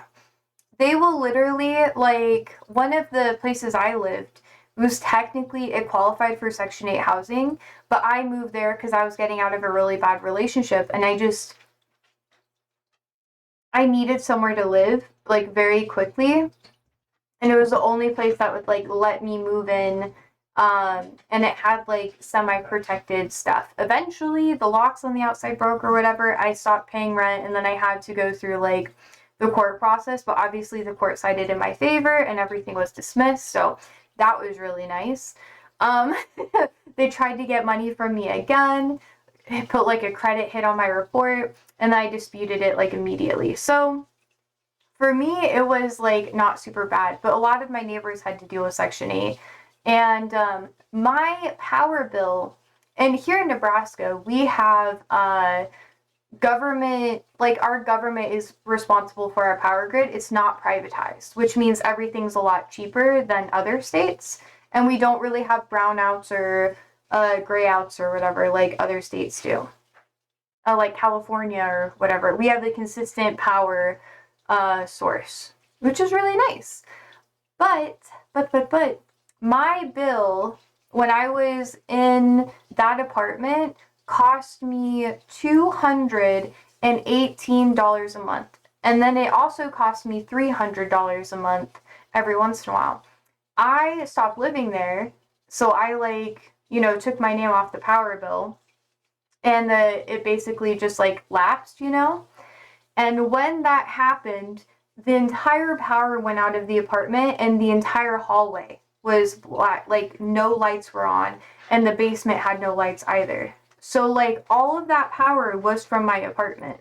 And when I told them about it, they got upset, and they, like, tried to make me pay for it, and I was like, no, I'm not going to pay for it. And I used that as part of the court dispute against them. But for contrast, I live in a house now that is just as old as the apartments I was living in before, or roughly as old. And our power bill is normally like $150. And that's with my computers, fish tanks, lights. That's full functioning house. I didn't even live in that property when I had to pay like that $200 plus, and that was years ago. It's gone up like drastically since then. Let's see. Daria says, oh, this is a shame. The Biden administration had a renter's bill of rights proposal that they never got off the ground. Yep, it looks very similar to the ones we're getting passed through the houses at the moment. Yeah, it was. It's really rough. Type 2 says, yeah, there are lots of rules and conditions to Hami, by the way. You are correct, too. Type 2 says, brownouts are coming eventually because of all the data centers. There will be some more demand than supply at that point. That's true. And the U.S. is not keeping up, especially cutting back on solar, wind, green energy. That's true. And a big reason why data centers are not coming to Nebraska at a large scale is that we have a state-run power grid, and the state-run power grid is not allowing for there to be large power draws that increase the prices for all of the rest of the citizens. So we haven't been able to get huge data centers. I think we have it's technically not a data center for Google, but we have a couple like facilities that do have some data center like structures, but that's technically not what's happening. It's not like the large scale AI ones or like the ones that you bury like deep in the ground or whatever. Type 2 says, I feel bad for Europe when AMOC stops working. True. Atlantic Meridional overturning circulation. True. Keeps Europe from turning into a popsicle. As the world warms up, it weakens every year. That's true. Until eventually it will stop. Yep. Dari says, thermodynamics is too far out of my wheelhouse. Okay, so to basically like condense it down into, because I love this sort of thing. This is like my shit, bro. I'll say this is bad. We need to stop it and keep going. No, I'll give you a mini explainer. So at the top, the southern and the northernmost poles, there's like a pocket of cool air that basically stays up there most of the time. Even when like winter comes along, you'll get some jet streams that make little like swerves of it come down, but for the most part, it's like a cushion. So Alaska, you've been seeing like fucking, it's not, what's it called? It's not a hurricane, but it starts with like a T instead. Andrew, what's like a hurricane in the Pacific Ocean? What's it called? A typhoon. A typhoon. Yeah, yeah. So basically a typhoon slash like cyclone, that's like the generic name for all of them, hit Alaska, which technically should not be able to happen because of that like polar cap that exists of cold air. Now, because of global warming, what's happening is it's being displaced. I do use Andrew like Siri. He usually knows the things that I like don't know, and I know the things that he doesn't know. Sometimes. Because both of us have different like fields that we focus on the most. I'm not really good at remembering names, but yeah. Anyways, so that little cap that exists, because of global warming, the heat is rising up a lot and it's disrupting that cap. So now in the winter, we're getting lots of colder streams that are going more south than they should, and the heat is going farther north than it should, which is disrupting crops. So we're having freezes in areas that we shouldn't. So last winter, there was snow in Hawaii because of a cold jet stream that broke free and hit Hawaii. So, and Hawaii is in the Tropic of Cancer, which is basically really close to the equator, and that's where things are very, very hot, and you shouldn't have those problems. Yeah, I know, we were talking about Jamaica a bit earlier. They're gonna get fucked, bro. But yeah, that's also why you're seeing more winter storms in Florida. Like, Florida is literally getting snow now. Like, at the southern part of Florida, which is insane. The polar, what's it called? Polar cap of air. It's the polar vortex. That's what it's called. But yeah, it's a large low pressure system and a massive cold swirling air that's permanently stationed above the polar regions. Yeah. But basically, because of global warming, all the hot air is still like expanding, and because of that, there is nowhere for the cold air to go except for down. So that's why you're going to see an increase of tornadoes. You're going to see an increase of hurricanes. You're going to see an increase of crop failures, which is why for the longest time, I have been telling people that they need to start learning how to grow their own foods indoors and at home. Instead of like, I know it's like an investment or whatever, but it's safer for you and it's cheaper because food is, especially produce, is just going to get more and more expensive because there's going to be random freezes. Like, it's a whole thing. Anyways, type 2, yeah, you're right. They are getting hammered. And it's a slow moving storm too. It's horrible. It's like I've always wanted to have like maybe I should start having like a weather segment at the beginning of stream. I've always thought of doing that. It'd be fun. It's just gonna sit there. It's true. There's not enough air activity to push it onwards. Right now, let's see if I can get like an air chart. Let's do global air Euro model. The Euro model is a bit better. Dari says, I thought Premier League sections would make this stream British enough, but now we're getting into weather reports as well. I've always talked about the weather.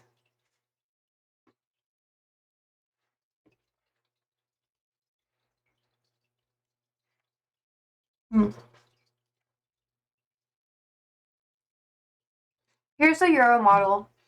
It's usually a lot more accurate. But ever since I started streaming, I've talked about the weather. I like it. Get everyone's weather forecast for the week up, please. Well,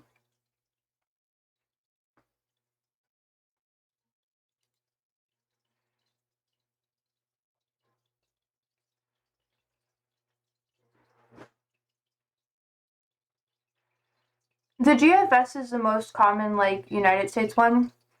Icon is Germany. UK, America, Egypt. I mainly just do, like, United States. And this website only has North America, Middle America, and South America. Let's see. Yeah. Oh, Africa and Asia, too. Yeah.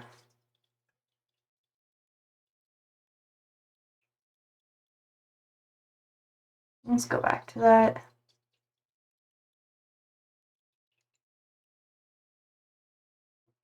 Oh, I'll have to play more with this if you guys want me to. I wouldn't mind doing it. You could do temperature, but we could do clouds and significant weather too. That'd be nice. Let's go back to... this is a good... This is better. Better-ish. Whoop. But this model runs pretty okay. It needs to be in Celsius, though we're not pagans. No, I'm gonna use Fahrenheit. UK, America, Egypt. Yeah, I don't think Arbor is here right now. But, what a shame. Let's go back to...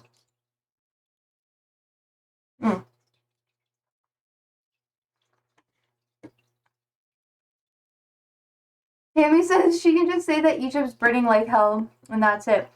There has been an increase of, oh my god, wait, let me see. It, like, went a little too zoomed in for me. Whatever, that works. This is the air activity right now. So this is where all the wind currents are. And this is current. And this is the Euro chart, by the way. So up north in northern Africa, there has been an increase in rain activity in particular because of cloud seeding that's been happening in southern Europe, as well as parts of like Saudi Arabia and so on and so forth. That's starting to become more and more common. Let's do North and South America again. So right now, these are the clouds that we have going on. This is kind of the streams. So here we have, that's a little too zoomed in, sir. No! It's so hard to navigate. I'm not good at navigating this model. But you can see that everything is kind of going this way. So it's pushing up, and most of what we have here is very stagnant. So everything's kind of like, I don't know if you can see my cursor, but it's going up through here. So from north all the way through Canada is going down and up. That's why we have some storms here in central United States, as well as the East Coast that'll be hitting Georgia soon. And then we have stuff from kind of the tropics that are coming up, and they're circulating this way. Anyways, how many countries can you name on that map, Posey? A lot! A lot.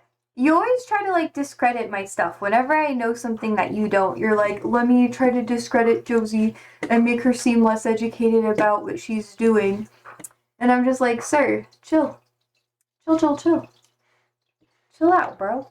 But anyways, so that's why we have like a lot of the stagnancy, because there's nothing from behind that like storm system that's pushing it. There's just kind of an overall draw this way. So like when you have that triangle shape like this, it kind of looks almost like a kind of like the Eiffel Tower or whatever. If something's that shape, the stuff that's at the way base center, like the base of the tower, is not going to move that quickly. It's going to be stuff on the outside, and it forms a little pocket, which is why that hurricane is just going to sit there.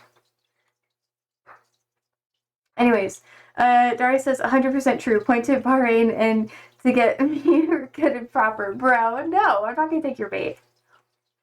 Timmy says, yeah, Darius, I heard that they want to cancel Boxing Day. Is that true? I was wondering about that. We've been talking about a lot of stuff today. So I'm chill with taking a pause. I also do have to leave soon, too.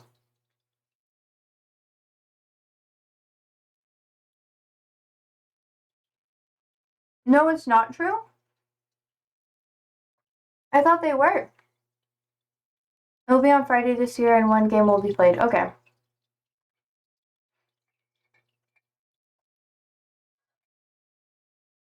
Isn't Boxing Day the day after Christmas? The day after Christmas, left beneath the waves of your goodbye. Oh, but traditionally we have a full fixture list on Boxing Day. Okay. Do you know that song? Yes, this is 26 early. No, I don't. But do you know Boxing Day? Dum da da dum da da dum da da da da. It's sad how far you ran. It's by Blink 182. I'll search this land. It's one of my favorite Christmas songs, just so you know. Because I'm emo as fuck. It's so good, though.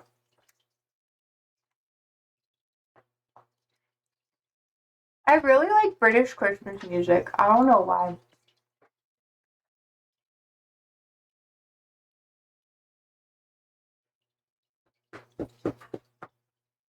Alright.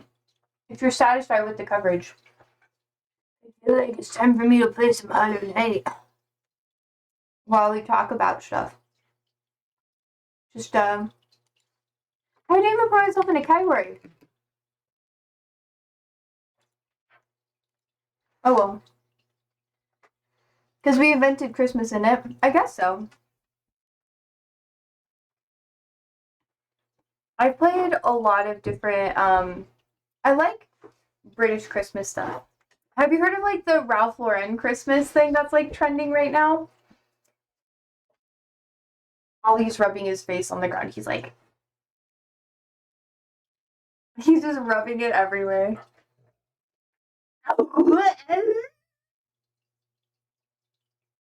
No, can you show us? Nah, he stopped. He always stopped by the time I want to show you.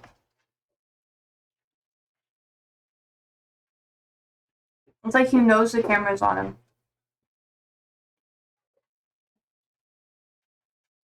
Isn't it? Isn't it, sassy boy? They're all here. Ah, you motherfuckers. I'm gonna play some Hollow Knight while we chat, okay? Just because I did my 2 hour. Just so you know. And we can still talk about stuff. I just want you to know. I'm doing this while we're talking.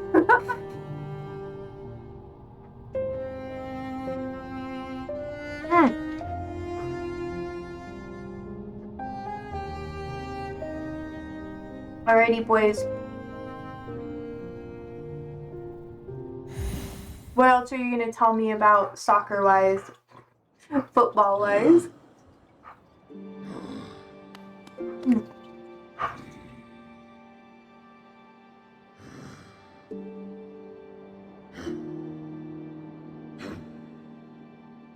Because I'm ready if you want to. If you want to tell me. Celtic manager got sacked. Is that a good thing or a bad thing?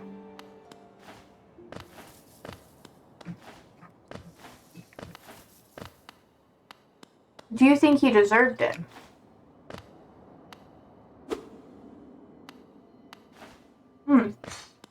It's in Scotland, so no one cares. I guess that's pretty fair. What else has happened?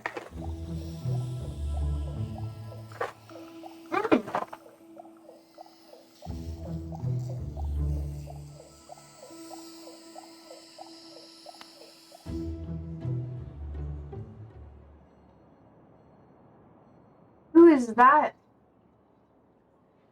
But the new Aberdeen head scout was an Armani model who went to jail for stealing a penguin. Wait, are you dead ass right now? Did that actually happen, or are you just trying to make me happy?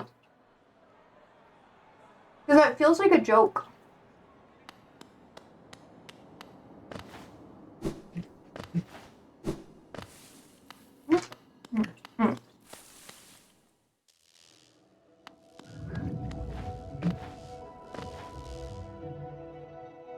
A penguin? Doesn't Moist Critical, like, isn't he the penguin man or whatever? That's Gio.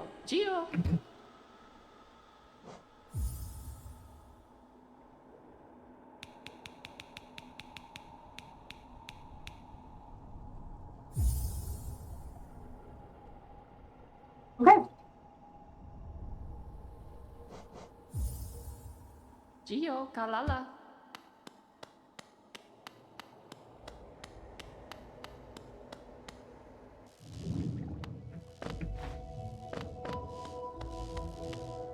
That reminds me of Mr. Popper's Penguins, you know? The one with Jim Carrey.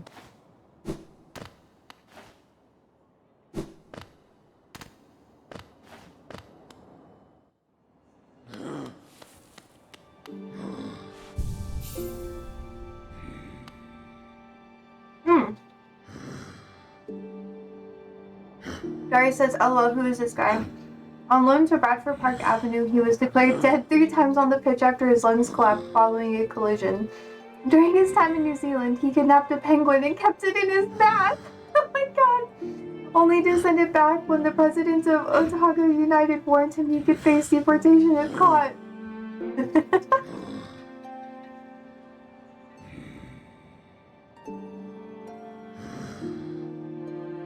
That shouldn't be funny. Let's see. Honestly, it will be faster if I go to Forgotten Crossroads. That should not be funny though. Just another day in Scottish football. Was it like an Empire penguin? Let's see.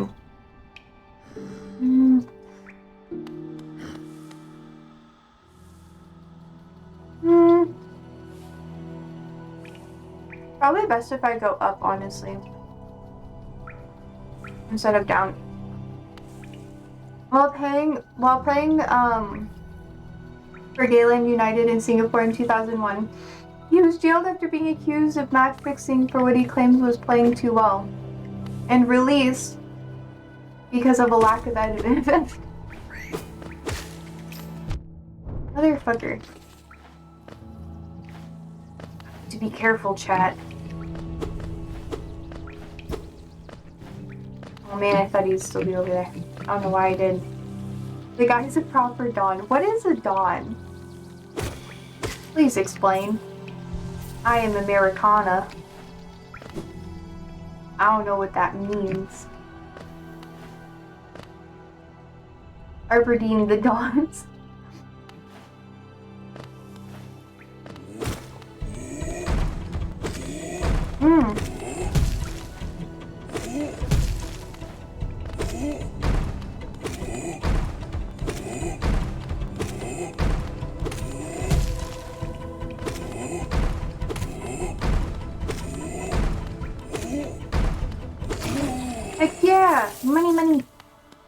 I got more money. That's honestly, wait, what's the wildest, like, football player slash coach scenario that you know of?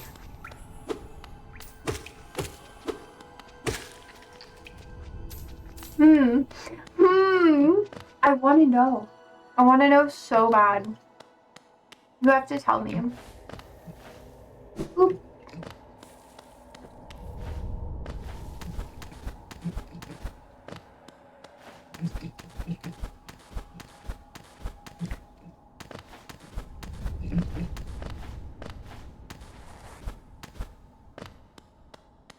Was he disguised in the in the trolley? Was funny. What do you mean?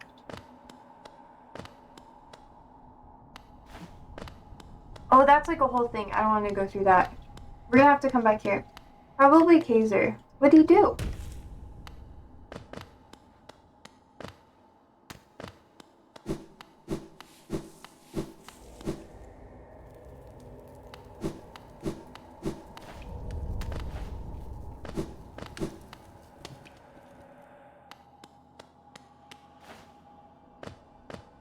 It,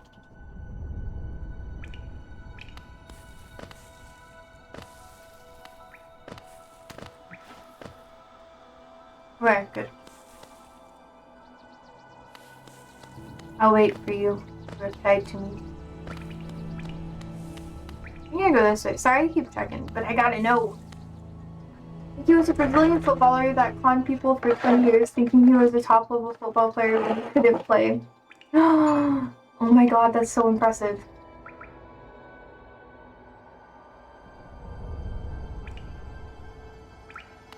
What a vibe. Oh, yeah, I need to do this.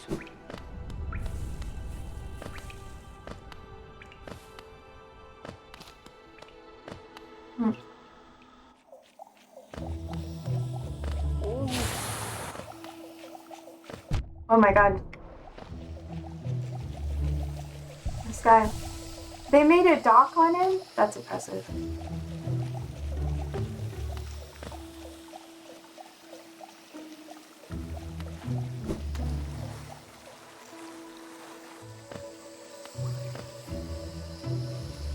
Where?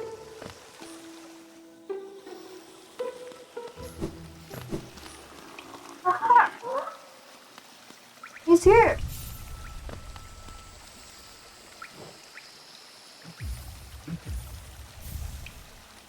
Thank you. I've got nothing left to show you. Do you want something more? You're so greedy. Bruh. Okay, chat, we did it. Josie, Mourinho is like a super famous manager that once hid a laundry basket after... Oh, he hid in a laundry basket after he got banned and was smuggled into the dressing room before the game to give a team talk. That was fun. Was like the team a fan of him or something? Or was it... Oh! It was like some weird shit.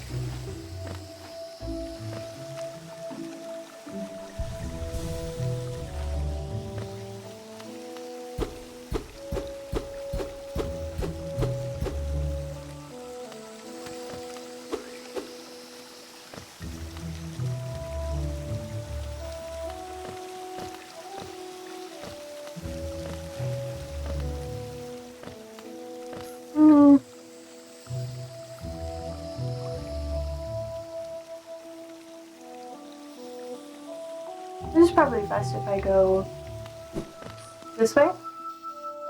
It was his team. He was the manager. That's so funny. They're like, sir, how could you abandon us?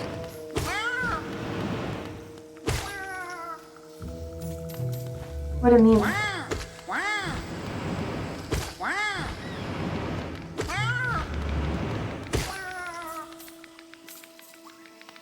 A beach ball was once scored a goal against Liverpool, which was very funny vibes.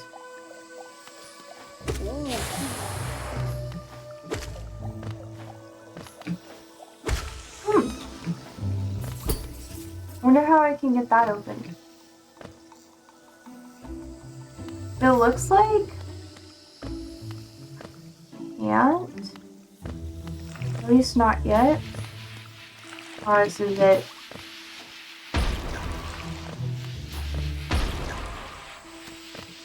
Okay. I vibe with that one. That's pretty cool.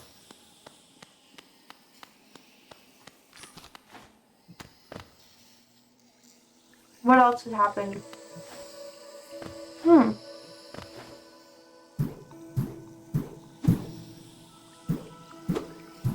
Oh, wait. Wait.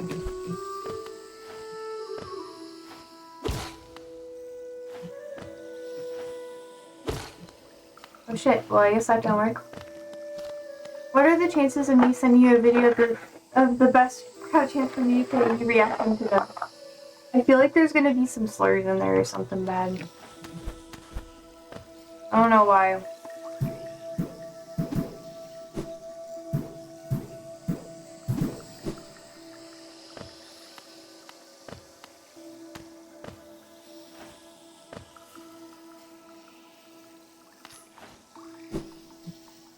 Aw, shit.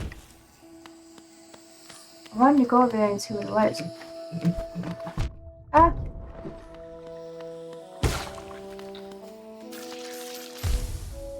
My fave one is the one about Kiddenmeister and all fucking their cousins to the Addams Family tune. Bruh! Yeah, Addams Family. Doo-doo-doo-doo.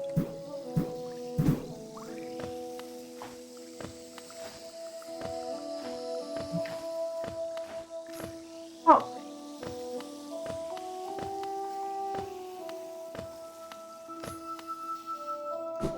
Damn it.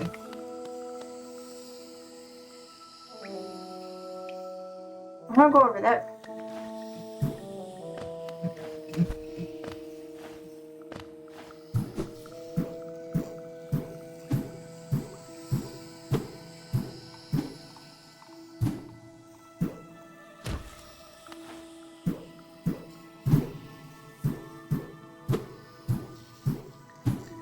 Ah, fuck. I don't know if I'll react to it right now. I'm sorry. I'm gaming, sir. Fuck. Okay, cool. A lot of me gaming is just me, like, cursing you guys. I don't know how you deal with it. Ah, fuck me. Oh my god, look, I got 480. And I have the glowing dragon dildo. Huzzah! Was more for it to haunt me to be 8? That makes sense.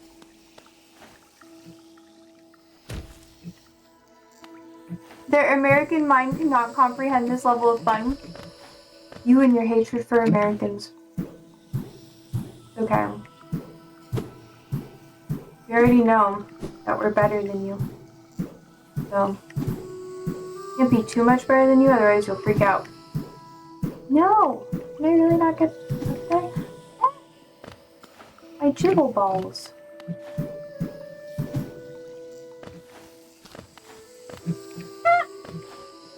Jiggle balls. Boop. Alright, let's see, chat. Up my ass! Okay, sorry. I thought you were gonna say something else and I was like, sad. Like, oh. More cursed comments. Okay, let's see.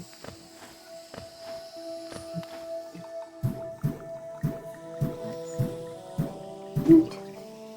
Cute. Ah, ah. Oh god.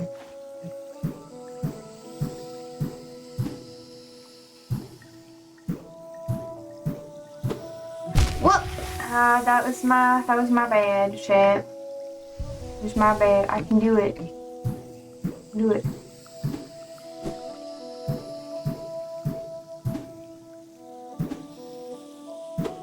Oh, fuck me. Everything I'm saying is just out of frustration, chat. So you know.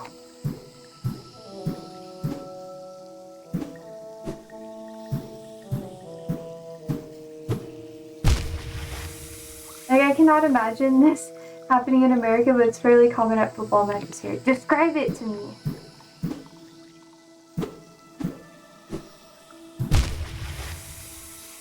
No!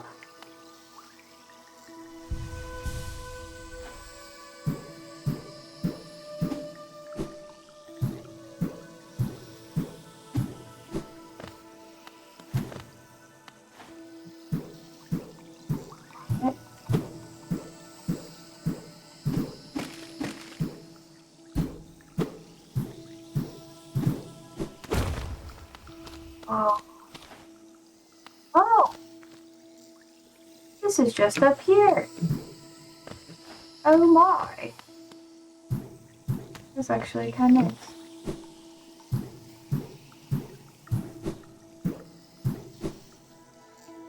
Okay.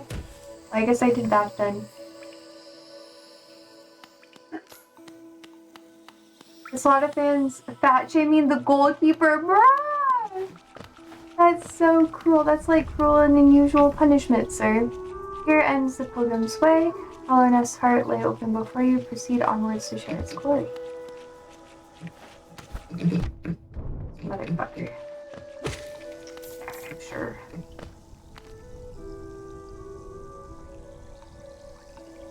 Okay, is there anything below me?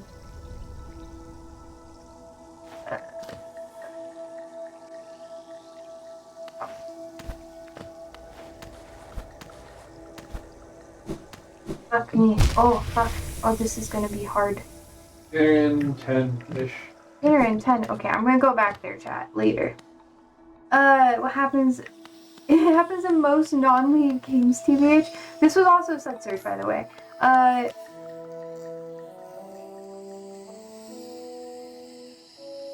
It's called Let's All Wave at Fatty, and that's what they do. They wave at him, calling him fat for 45 minutes. Oh my god.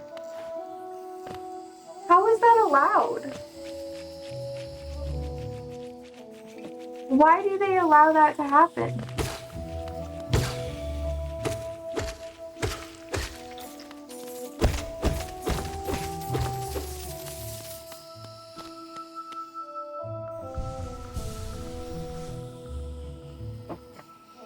Man, why do they allow for that to occur? You'd think that they'd have some regulations. Ah, fuck my ass. Okay. Well, there goes my health.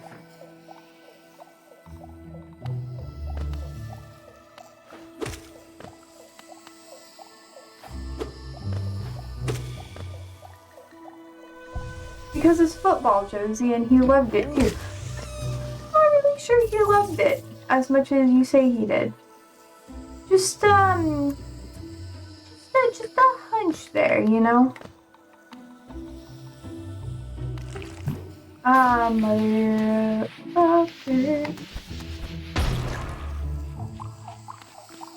Did I make it over here before? Yeah, I have. Okay. Oop, oop, oop. Okay, more health.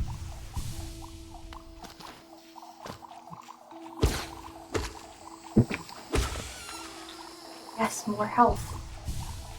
Okay, where have I not gone yet? Is it over here? Oh!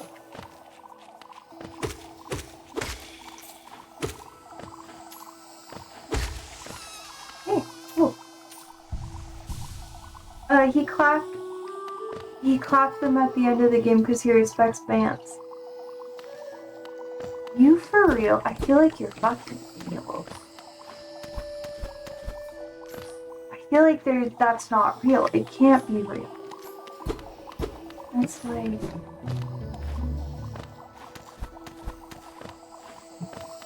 That just seems like so fake. Where does this go?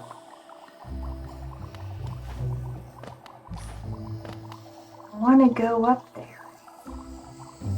I want to go to there. He's just a chill guy, not like Vinny. Hear me.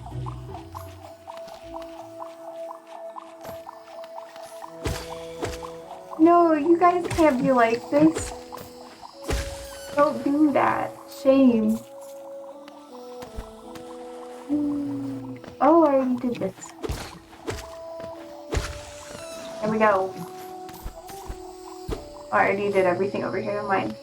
That's so cursed. I don't understand football culture. Them hooligans.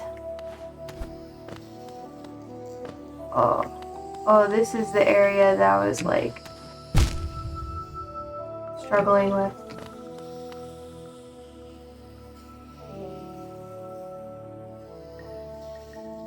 I really don't have to go that way, actually. I can just go. Oh, motherfucker. I like how these guys don't really hit you, they just kind of pretend to hit you. They're like, I got you. Ah, shoot. Okay, well that's nice. Oh, it's this guy again. I want to heal first. I want to use you. Ah, you bitch. That's okay. I kind of knew that would happen. We continue, chat. Oh, it's actually kind of funny.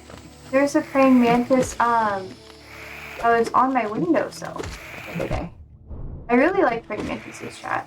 They're really cool. She knows nothing, man. She doesn't even know Mido. You know, and I wear that like a badge of honor, honestly. What the fuck? Can I not jump that?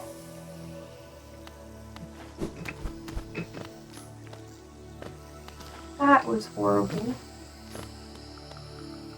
Is this like a boss fight? This is why we love Mido, because he was proper shot at playful. Oh, he was a finisher, man. He was scoring from anywhere. This is a good one. I don't think it's abusive and easily understood. You know what? It's fine. I hope I don't die to this, but I kind of accept if I am.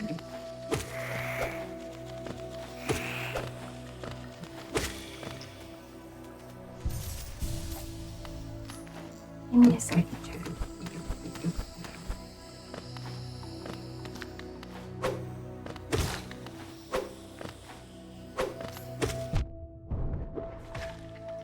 Okay, I guess. Oh, it's up here. Have I been here before? Yes, I have. It seems so familiar.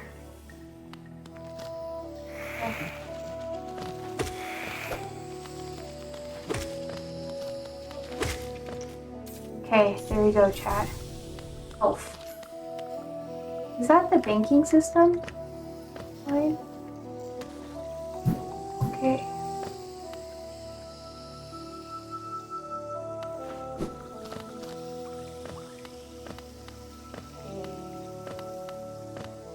Bank. Oh. I suppose Josie will say it's bald shaming for something. I mean, I make fun of bald people. The domes, you know? Oh, okay. So this is like...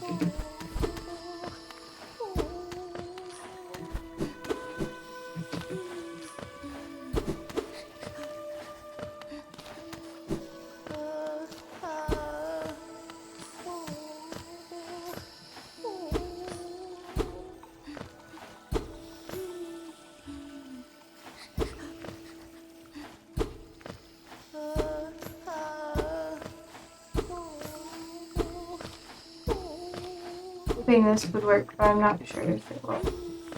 Yeah. Gotcha, fat people, no shaming, bald people allowed to shame. You can fix... I don't know. Maybe that is kind of like a double thing. Like a little bit of a double standard. But it doesn't feel like a double standard, you know? Oh no.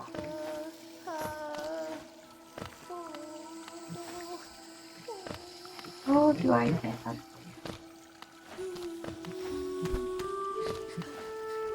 Ah. Maybe I can go through here, chat. You can't fix being bald. Being bald doesn't look bad, though. Actually, this could be clipped out of context so bad.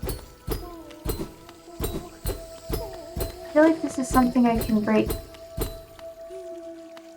just need, like... I need to kill something.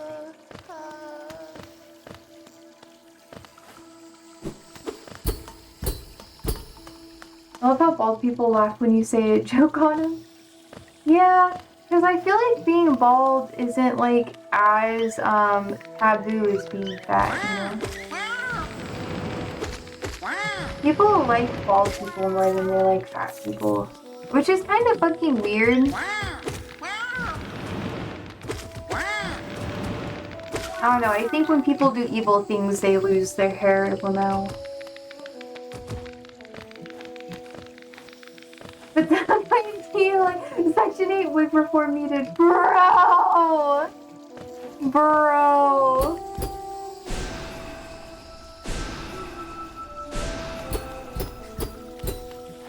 Let me in here. How the fuck am I supposed to get over here? Ah.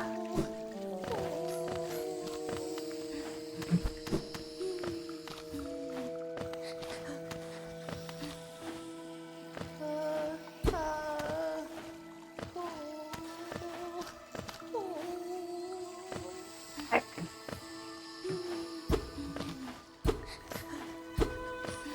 Let me in.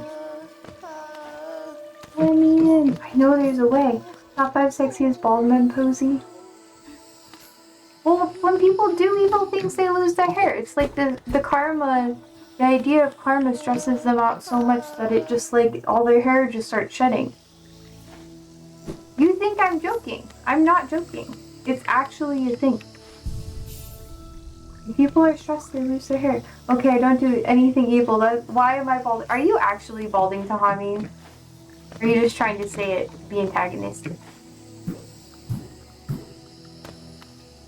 I feel like you're starting shit. Darius says karma is your next life. Technically, that would mean they did it in the last life. Technically, if you believe in... Technically, sometimes people believe in, like, karmic phases or whatever. Or karmic cycles. So when you break out of karmic cycles, like, you learn your lesson from the one beforehand. Then you... Who's ready? Oh! Oh! No. You can't name 5 sexy bald men? Not really my type, bro. Just saying.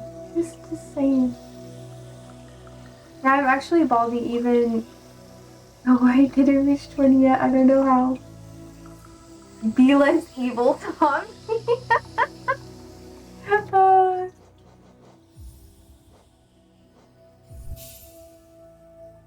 Can you name 5 sexy fat men?